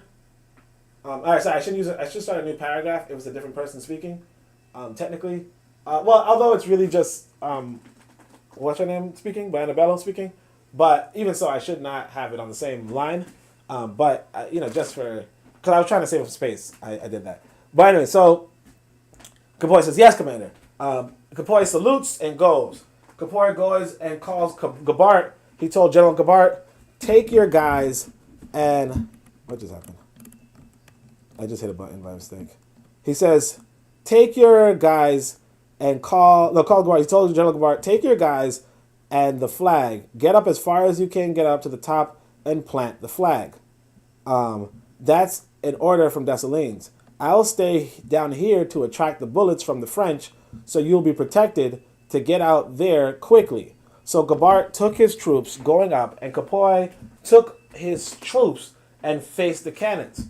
So it's not a chance, it's not a hazard, it's not like he was surprised. He knew what he was doing and placed himself in a position for the French to shoot at him, and not the one carrying the flag, because the flag had to get up there in 20 minutes. And sure enough, Gabart goes up, planted the flag, and since then they call him Gabart the Valiant One. And Capoy got wounded, his horse got killed, all kinds of things happened, but that was a choice to sacrifice his life so that the others would get up and plant the flag. That was the plan. That was the organization that was put in place for things to happen. Okay, so this might be the wrong story. This might not be the right story I was thinking of. Yeah, so that might be the right. That might not be the right story I was thinking of. But okay, so that wasn't the right story now. Sorry, so it's the wrong story. But in the story I was thinking of, understand to get the details, sacrifice my life. Yeah, okay, so that's not the right story. So there's another story. I guess I don't have time to look for it. But in the right story, what happens is that this person charges the French position, and when they charge the French get to a point. The French get to a point where they because the French get to a point, they uh, they like essentially they're in a battlefield, and this person charges at the French, and he charges so valiantly that the French stop their stop shooting. They call a ceasefire, and the French stop in the middle of a war to give the Haitian, I don't know if he's a general or a Haitian commander. Yeah, the Haitian general or the Haitian commander. They stop the fight in order that they can give the person his roses, his flowers. All right, so I say all the. Hold on a second. All right, so they stop the fight in order that they can congratulate the Haitian person, notwithstanding the fact that they're shooting at each other. So that's a really interesting story. But like I said, I it might be a little hard for me to find it at this moment. But it's a really interesting part of the Haitian Revolution where the French and the French call a ceasefire in order to give an award or like just praise, like give applaud and praise an enemy soldier among the Haitians. They do that to congratulate them on their bravery on the battlefield, right? Like, oh man, this is a real man. Like, and that's the thing that a lot of us don't even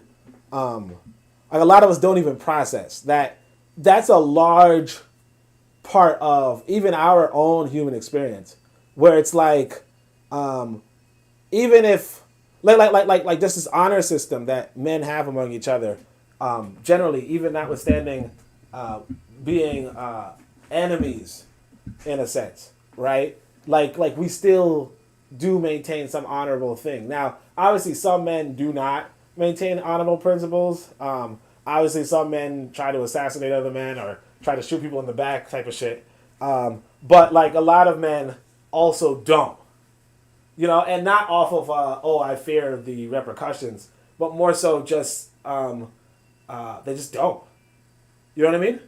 And like that includes Wazungu as well as Africans, although obviously Wazungu also does some dirty shit. And that's how he got most of America. Right? Like, that's how he got most of America from doing dirty shit. But anyway, this is it. But yeah. So I said, this is why you shouldn't befriend misogynists, because unfortunately, the way how honor system works is that essentially, if you don't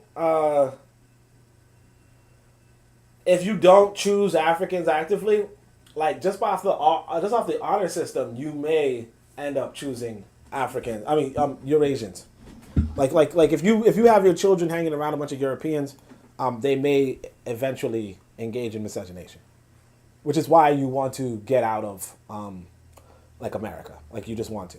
So he said, this is the limited pool, but this is further why you mustn't befriend misogynists. So he said, all said, because this is a book preview, the races are each groups of hominids with genetic differences in their ancestry. And at least one hominid has recently exterminated two others, right? So of the races, you have to realize that technically there were 5 races during the time of Blumenbach, who was categorizing the 5 races. And then after that, the Europeans had actually killed off the Australians and the American Indians, right? So if you guys remember, KRS-One song, "You Must Learn," he raps about the 5 races. There's American Indian, Ethiopian. He's like first Caucasian, Malayan, and Mongolian, American Indian, and Ethiopian, right? And then he's like, yes, the ignorance gets scarier. He believed whites were superior, whatever. But like, what the white race did, the Caucasians did, was that they destroyed I guess he says Malayans, although I would have said the Australians. But he destroys the European kills off the Australian. He kills off the American Indian, and then he also, according to Carlos Cooks, he kills 2/3 of the African race. Okay. So it's just something to remember when we talk about priests. So I say, look, I say at least one of the hominids had recently exterminated two others, and they descended from a hominid hunting primate. So they strategically promote peace. Europeans strategically promote peace. So what people don't realize is that the Neanderthal is actually a species of primate that hunted humans. Okay? So so the Neanderthal was a species that hunted humans. Much like I'm not saying like lions don't necessarily hunt humans and tigers don't necessarily hunt humans. Oh, maybe tigers do. I don't know. But this Neanderthal was one of those species that were actually hunting humans, and so it is worthwhile to entertain the idea that maybe the white human being is the offspring of this Neanderthal and the Homo sapien, the real humans, right? But they might have been an effective weapon or an effective barrier against the Neanderthals, against the extra racial threat, in a sense, or the extra special threat of the Neanderthals. Notwithstanding that, like today, without the Neanderthals there, or even here's what the assumption is, that some people are actually pretty closely related to Neanderthals, more so than most. But like they might have just been a weapon against them. But either way, these same people are promoting priest religions, and it's all strategy. So I say, therefore, you should understand race not as a marker of superiority or inferiority, but as a marker of who's most important to you on Earth. And many are poised to think Africans aren't the most important, so you let them. But do not put them into positions over you. You have to plot to keep them weak. And I say this because this is what Europeans do. They don't mind if a European doesn't see Europeans as most important, but they do not put those Europeans in power. Because when they do, those Europeans tend to fuck shit up. You understand? And I'll just read this before I go to the comments. But it says, and understand that there are Eurasians who are seeking to keep Eurasians strong and keep the humanitarian or earth-loving weak. The earth-loving Europeans weak. Eurasians weak. So do not shame them for it. Learn from their bigotry. Learn from the bigotry of the Eurasians who seek to keep Eurasians strong. They are an ancient group just as we are, so may the best race win, and obviously we should intend to, Now, of course, me saying that the best race is whatever, but you guys get what I'm saying. So let's look at the comments. Forecast. Oh, cool. Provide triggers for revolutions here. So shout out to Provide Triggers for Revolution. So I say, forecast says, many humans argue that we deserved it when we were killed, but have more energy for saving animals like saving the whales. They wouldn't do to dogs what they did to us. Yeah. I mean, that's what I'm saying. Like, and again, it's strategic. It's strategic for them. And that's why I say I don't shame them for that. I think that we should learn from their bigotry. You know what I mean? Their bigotry is such that they would put their animals above us. And the partly reason is this. Their animals help them survive. You know what I mean? Their animals help them to survive. You have to place your survival over other people's. But like I was saying, like what you were pointing out too about the Red Horror, I.W. Wells' book on lynching. A lot of who Europeans would lynch would be African entrepreneurs. The type of Africans who are a threat to the European economy.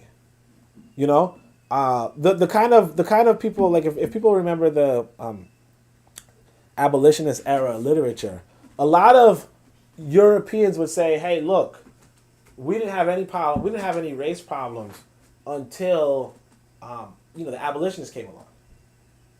You know what I mean? Like, they are okay with an African who does not challenge the status quo, but they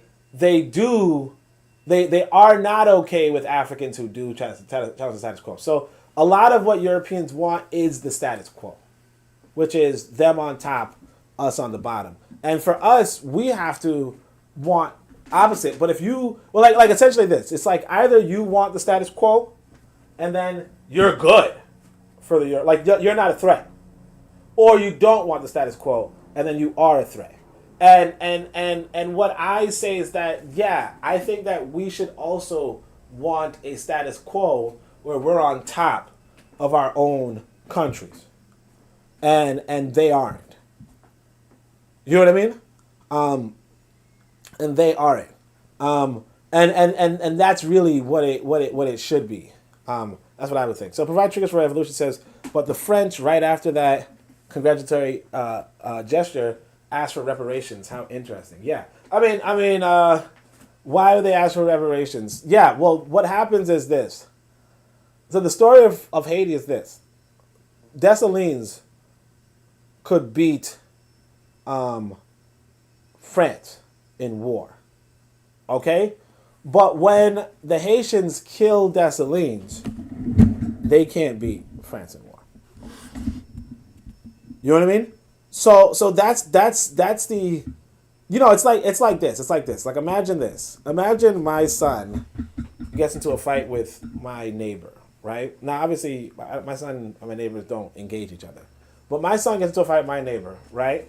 If I'm in the picture, I can come out and be like, hey, you guys fuck off. And like I could like beat them up or whatever, and they'd be like, okay, you win, right? But now if I get out of the picture, right, they're going to come back for my son. You know what I'm saying? And so that's what happens inside of Haiti, where it's like, okay, Dessalines is a lot. Like that. This happens like all over human history, in the sense of when a king dies, if the king replacing is not good, then people realize your weakness and go after you. And in fact, I think that's what happened inside of American history, if I'm not mistaken. After, like George Washington was the general who could beat the British, but after George Washington dies, and then they, like the English invade America again and burn down its capital. Now, I'm not going to say it's immediately after George Washington dies, but like realistically, yeah, people come back. Like, don't think that because you've won a war that the other side is going to forfeit. So what happened inside of Haiti and France was that Dessalines was killed, and then France came back to invade Haiti again and said, look, we're going to invade you again unless you pay us a certain amount of money. And so the mulatto in charge at the time said sure. So I think it was Christophe and Pétion were the leaders of two different parts of Haiti, and then I believe it was Pétion, who was a mulatto. He was like, okay, we'll pay reparations. You know, because he also wanted to be a part of France. So, but yeah, the French, like the thing is that that's why I said when it comes to the Kemet versus Kush model, it's like you cannot, like Kush is a good idyllic situation for if you're at like peace and you're monoracial and you have no external threats. But like Kemet was a good model for what if you have, because remember Kemet is not only does it have other populations within its borders, it is bordered by Europe and Asia. So they're constantly at war with Europe and Asia. And so they have to create a social system that deals with being at war with another people. You know, and so that's why I think it also has some value. Whereas Kush is bordered by Egypt, right? But it's a pretty peaceful border. I mean, occasionally Egypt does do some fuck shit and try to go into Kush, but it's a pretty peaceful existence, even around the time of thing. And like you could kind of see it too. Like if you read the literature that survives about Kush, they're like, look, we're not even trying to conquer other people's lands. You know what I mean? And all that kind of stuff. So anyway, Mr. Ice Black Reparations Nation says greetings. So greetings to that brother. He's pretty good people. He's you guys should see him a couple of times on Shaka Rad's program. But all right, so race. So this is just another. This is a random comment. This is an extra piece of information that I had. Where it says race is extended family. No one looks after your family but your family. Complaining about racism is like complaining that you weren't invited to your neighbor's holiday dinner. Basing your political views on how other people don't treat you like family when you aren't is stupid, right? And this is actually a video of some black youth who was neglected, all that kind of stuff. So chapter organize. So this is the next organize. This is the next chapter. Next two chapters are based off of this line I have in one of my articles, which is organize, technologize, and strategize against Africa's invaders. So it's actually over here, I think. Organize. Yeah, see, this is the motto: organize, technologize, and strategize. So basically, I would just articulate this quote from 2016, I guess, and just articulate this. I call myself Baba Odi. Oh yeah, I was a new father, I think, so I call myself Baba Odi. Oh, that was bad. All right, I think I might have republished this inside the Book of Power, but it's a good article. And so I was just playing around with that. So it says organize. So what does it mean to organize? So some reason that organization is oligarchy, and that's a truism. To organize is to use a group to influence a larger group. So based on the 6 groups above, organizing is either using one's family to influence a community, or one's community to influence a nation, or one's nation to influence a race. Simply being part of a organization isn't enough. One needs to influence or potentially infiltrate something larger than one's collective. Hence why a political party is an organization, right? A political party is like a community that influences a nation, right? But a political group is a social club. So if you aren't, as a collective, engaging a larger collective with the intent to influence, you aren't organizing. You're meeting, but you aren't organizing. And by this definition, most people aren't organizing and cannot organize, right? So when I say cannot organize, it's like, you know, if you form a community, but you're not going to engage with the nation, right? Are you organizing? Right? Or if you cannot engage with the nation, are you organizing? And I think that's a really critical detail that a lot of us miss out on, because a lot of us talk about the need to organize, but a lot of us are not trying to engage the nations that we live in. And if you're not trying to engage the nations that you live in, you know, it is what it is. Or if you're like, say you make a good family, but then you just kind of leave the families around you alone, right? Or the community at large alone, are you organizing your community? See what I'm saying? Because like you could like it's easy, you know. I can get a wife, and just live in my house. She and I live in our house, and we don't do anything for the community. We could do that. We can we would live a pretty good life that way, you know. We can, you know, copulate or whatever, or you know, or mate, you know, reproduce, have children, and you know, obviously send these children to a school, but the school's not going to be that great because we're not really doing anything for the community. You know what I'm saying? Or we can organize and say, hey, look, as a family, we're going to help out this freaking school. We're going to help out, as a community, we're going to help out this university.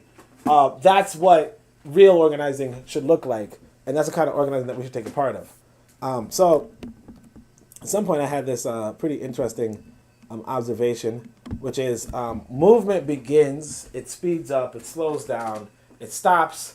That's all of life, right? Not everything that moves is alive, but everything alive moves.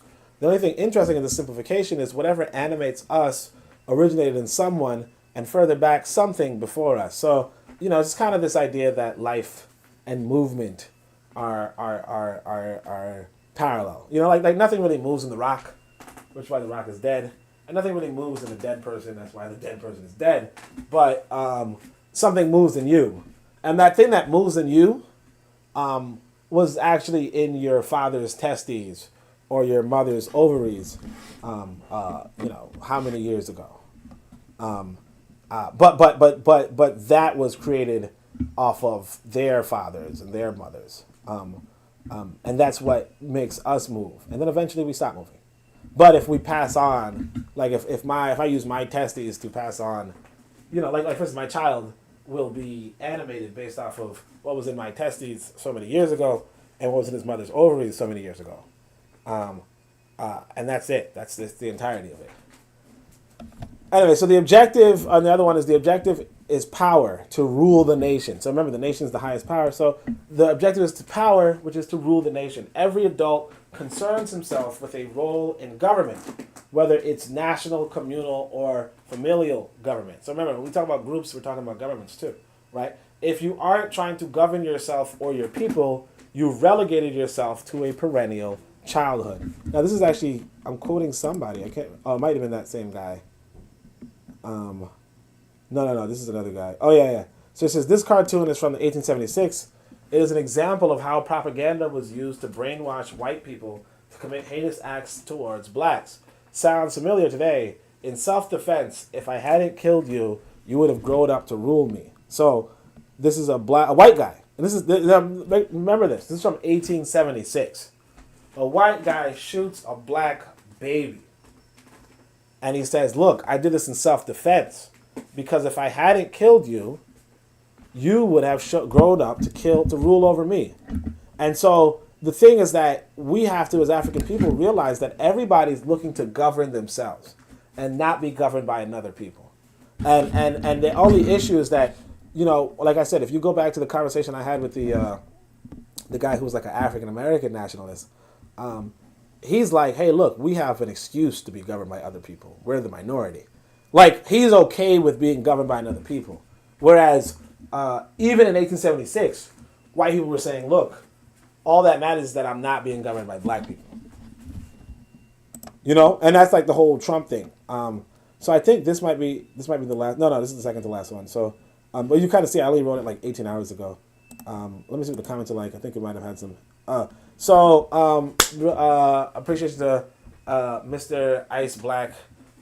He says, excellent presentation, real organizing. Yeah, real organizing is what it's about. So the next one is about technology, technologizing. So again, now this was harder to write because it was late at night and all that kind of stuff. But it's like harder to simplify, chapter technologize, harder to simplify. And I somewhat have writer's block on how to articulate this simply. So for time's sake, because I said, let me just write something, because that's how writing is. Like sometimes you don't know how to put it to words, but you just put paper to pen. Just start whatever it is you're trying to do, and then eventually, you could do something, and then maybe you could use whatever you learned to do something else, right? So it says, for time's sake, let's say technologies are tools of influence, tools of power, right? Mainly, technology extends human capabilities from the mundane, i.e., a camera stand, to the profound, right? A camera stand has the ability to hold up a camera, like. Hold up a camera where you also can hold up a camera, but like a camera stand, which is just a piece of technology that extends your capabilities, right? Just the same, a camera, is able to capture an image. Now you can also capture an image, whether through your memory or through drawing a picture or a painting or whatever. But a camera just does it pretty well, right? So that's technology. Anyway, so the phrase I adapt this category from is organize, technologize, and strategize against African invaders, although neither organization, technology, or strategy need to only exist in the context of war. They are worthwhile in peace too. So what is Africa technologizing? So remember, before I went to Africa, I was kind of steeped in the African American kind of mindset. And it's a good mindset, especially if you're talking about war. But if you're talking about peace, it's not that great a mindset. You know what I'm saying? Because it's like, well, if all you're doing is fighting, foreigners, that's fine. But what if there are no foreigners around? What did you contribute? And if like your big contribution is to go looking around for foreigners, okay, that's fine. But again, like even in the situation where there are no foreigners, what are you doing? What is your role there? And if you don't have a role there, then it's like, okay, fine. Do whatever you want to do. But like I'm trying to, like if I'm trying to engage African people generally, it's really to say, well, even outside of this foreigner, like what are the good choices you have? You get what I'm saying? So anyway, so what is Africa technologizing? So technologizing would be to study an actualization. So this is a little typo again, of practical sciences. So in the Book of Power, we talk about real sciences versus practical sciences, right? Real sciences like physics, biology, chemistry, and practical sciences is like I don't know if I actually like agriculture and textiles and that kind of stuff, right? So anyway, so like basically just knowing the real science and then applying it to what can be practically done about it. So you contrast that to my field of study, which was astrophysics, where it had no practical value. You know what I mean? I was, again, like I said, I was supposed to like find out how stars were formed, like 20,000 light years away. It has no practical value. And I did it on purpose. I did it on purpose because I was like, I'm not trying to be a tool of European imperialism, right? So I was going to do something because, like, again, I lived in America, and I didn't want to use my intelligence, in a sense, towards developing America's imperialism. So that's why I just went into something that was impractical. But again, if you're trying to be a practical unit in Africa, you should learn something practical, right? So he says, therefore, the education of every African should be towards implementing a practical science. The example of the man building a miniature dam or the students building a seismic houses are informative. And so I was going to just expand on that. Because again, like I said, this is a really advanced topic, technology, but I just didn't have time. So I just wrote down whatever. Just sometimes you just got to capture your thoughts. So somewhat fundamental, really, is to equip Africa's future generations, especially those who will wield some influence, if cost is a factor, with a working practical knowledge in the fields of energy, food, transportation, housing, kata wakatha. And so this looks fun. So this is a lady who posts up some popular videos, and she's going to show us an example of a guy, probably in China or something, who finds a stream, blocks it or whatever, and then constructs a hydroelectric power station. And so this kind of experiment, if you will, right, is just something that black people should do for themselves.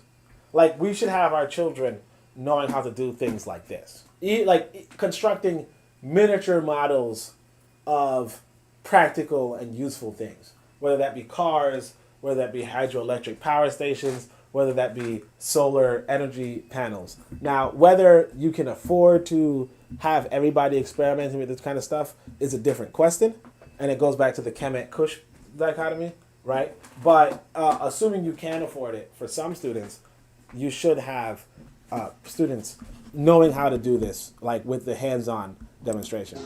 So I'm not going to play the music, actually, but basically you see him mixing up his own little cement. You see him putting a wire framing, and this is for people who are not watching the video.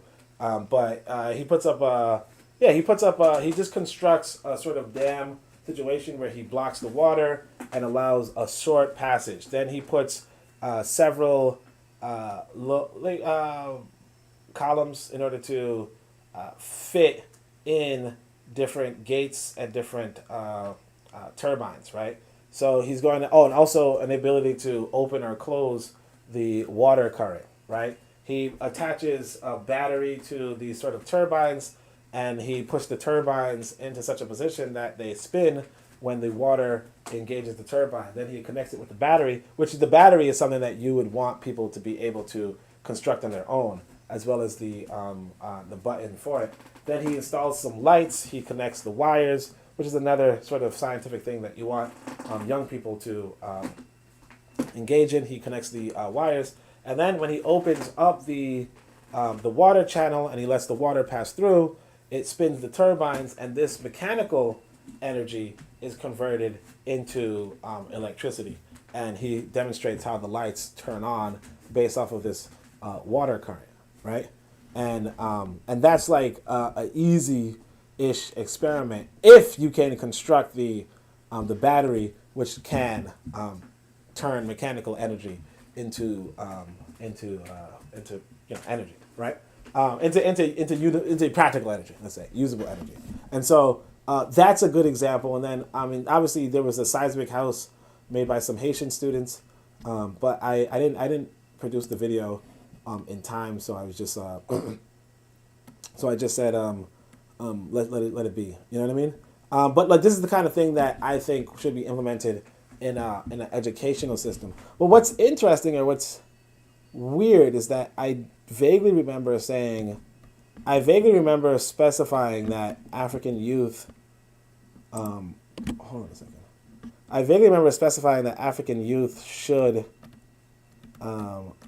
should study this among themselves, but I guess I don't have that. Oh yeah, no, sorry, right here. I say something fundamental really is to equip Africa's future generations, especially those who will wield some influence, if cost is a factor, right? So if cost is a factor, so if cost is not a factor, I think every African student should learn how to build their own small, because it's not even that they would, because it's not even so much that you expect them to go out and build hydroelectric power stations. It's more so you want people to look at the world around them as replete with tools or replete with opportunity for you to make something better for other people.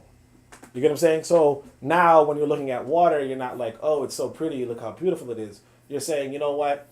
If this current were faster, or if we can make if we could divot this or whatever, whatever. I just meant that word. But still, if we can do something to this, we can make it, an electric, like we can get some electric current from here. Or like how the sun is always out here and there's no trees, we know we could put a solar power relays and just separate it, and something could happen from that. I mean, because that kind of thinking really benefits people. In the sense of, even inside of Europe, for instance, they have these, the highway. So the highway, people just drive by the highway, right? But when you're driving, you cause a disturbance in the wind. And that disturbance in the wind can be picked up on the same way how these turbines pick up on the mechanical energy of the water, right? So the mechanical energy of the water, just like the mechanical energy of the wind, can turn a turbine, which in turning then can change that mechanical energy into a battery, and that battery can be connected, so on and so forth. So essentially Europeans were, some of the European groups have wind turbines parallel to a highway, so that as people are driving by, they're producing mechanical energy. They're producing energy, and that energy is convertible into something practical. So it's just another very interesting kind of use case scenario. By the way, fam, if you guys want to ask any more comments, I'm coming close to the end. So if you have any other questions or comments, just make sure you ask them before I end, because when I end, it's going to be, that's it. So Fire Triggers Revolution says, what are your thoughts on Wilderson's notion of Afro-pessimism? I didn't get to read about Afro-pessimism just yet. So can you give me a quick explanation of Afro-pessimism? So Forecast says, this is information we need more of, things for practical use. So my thing is, as far as, I didn't read too deep into it, I don't agree with the premise. I think it seems like a more victim ideology. Like what Forecast is saying about what we need is like practical information. Knowing that people dislike you, or thinking that people dislike you, or the world is anti-black, that's fine. I think the world should be anti-black. Like, I think if you are not black, you should be anti-black. Just like if you're not white, you should be anti-black. I don't mind if you respect the next man, but I do think there's a problem if you are black and pro-white. And I think there's a problem if you're you're white and pro-black. I don't think you should be about all humanity. I don't think that's a realistic goal. I think that you should be anti the other group. Because again, like I said, even if you were to just look at it objectively, the European exterminated two different freaking groups. Like, he exterminated two different ethnicities and nearly exterminated your ethnicity. And so I don't know what you expect from this person, but he's probably a monster on this earth.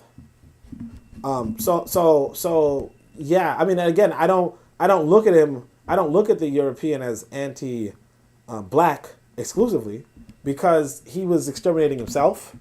And he was exterminating. He tried to exterminate. He exterminated two other groups who were not black. And then he also he attacked Asia as well, but Asia was able to defend itself.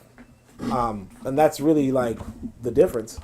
Realistically, what we have to do is we have to be about being able to defend ourselves. And so those are my preliminary thoughts. I might read Wilderson, but I have this deal with this guy I just deal with this guy that if he could read my book and tell me that I still need to read Wilderson, basically this brother was in my DMs and he's like, well, that sounds weird, right? But this brother's in my DM and he's like, you got to read Wilderson, man. Stop what you're doing, read Wilderson. And I'm like, dude, you haven't even read the Book of Power. But look, if you can read the Book of Power and tell me again that I need to read Wilderson, then okay, I'll read Wilderson. I'll read Wilderson. I'll read Wilderson on YouTube. You know what I mean? Like I would pick up his book and read through maybe a few chapters, maybe the whole fucking book. I don't know, but I'd read through it on YouTube just to show you how comparatively it's not that great a book. Because I'm just being arrogant or whatever. But like yeah, that's pretty much my view. So I'm gonna wait for this guy to come back, and if he reads my book and says, yeah, you need to read Wilderson, then a deal's a deal. But if he reads it and says, oh, guess what, you don't actually need to read Wilderson, then then I'm good. You know what I'm saying? So it really depends on my book feedback. So all right, so chapter strategize says, so here's where it becomes interesting. If organizing is to influence a larger group, strategizing is to influence a smaller or equal sized group. So strategy among a race would be to influence its nations or other races. Strategy among nations is to, nations or communities. Strategy among communities is communities or families. And strategies among families is families or individuals, i.e., when you form a family, you also can influence your community members. Like me, I can influence my son, right? Or your family members, right? I can influence my son, or I can influence other families, that kind of thing, right? So this includes wars, family intervention, schooling, community events, and so on. So this they takeaway then is that every individual should organize in order to strategize and should be educated in the use of science of practical knowledge for the betterment of their community, right? So we should really be organizing for that kind of reason. And so this reminds me of the ABS core tenet, which is organized justice defeats organized injustice. And so what I have at last is this document, which was the core tenets of the African blood siblings, which was right here, organized justice defeats organized injustice, as well as this one, organization advantages its membership, otherwise it's miseducation. All right, it says misorganization. So, and leadership must answer how's it North Star, otherwise it's misleadership. So that's pretty much the entirety of this podcast. So if anybody has any other questions, any concerns, anything like that, then I don't know. But so far, like I was saying earlier, I think this is going to be a good book. I think it's going to have, because what I want to encourage for our people is this sort of mentality, this sort of mindset of actually the education should, be for practical uses. It should be for the practical development of our people. You should organize a family in order to organize communities. You know what I'm saying? Or in order to strategize and impact. Like you should organize for influence, whether it be for the larger bodies or for the smaller bodies. Like you should organize for influence. And like realistically, the way for you to be more influential is for you to get into the habit of joining groups strategically. And basically this is what having a good choice is all about. But if nobody else has anything else to say about that, I appreciate everybody for coming through. It looks like we peaked around, I can't tell, but it looks like, 10 people? No. Okay, 10 people, which is pretty good, right? Considering that I'm, whatever. But so I appreciate appreciation for everybody who came through, everybody who shared, everybody who liked, everybody who subscribed. And until next time, of course, Shem Hotep, Anku Jah Seneb Neb, Amen Ma'at, Dua Necha.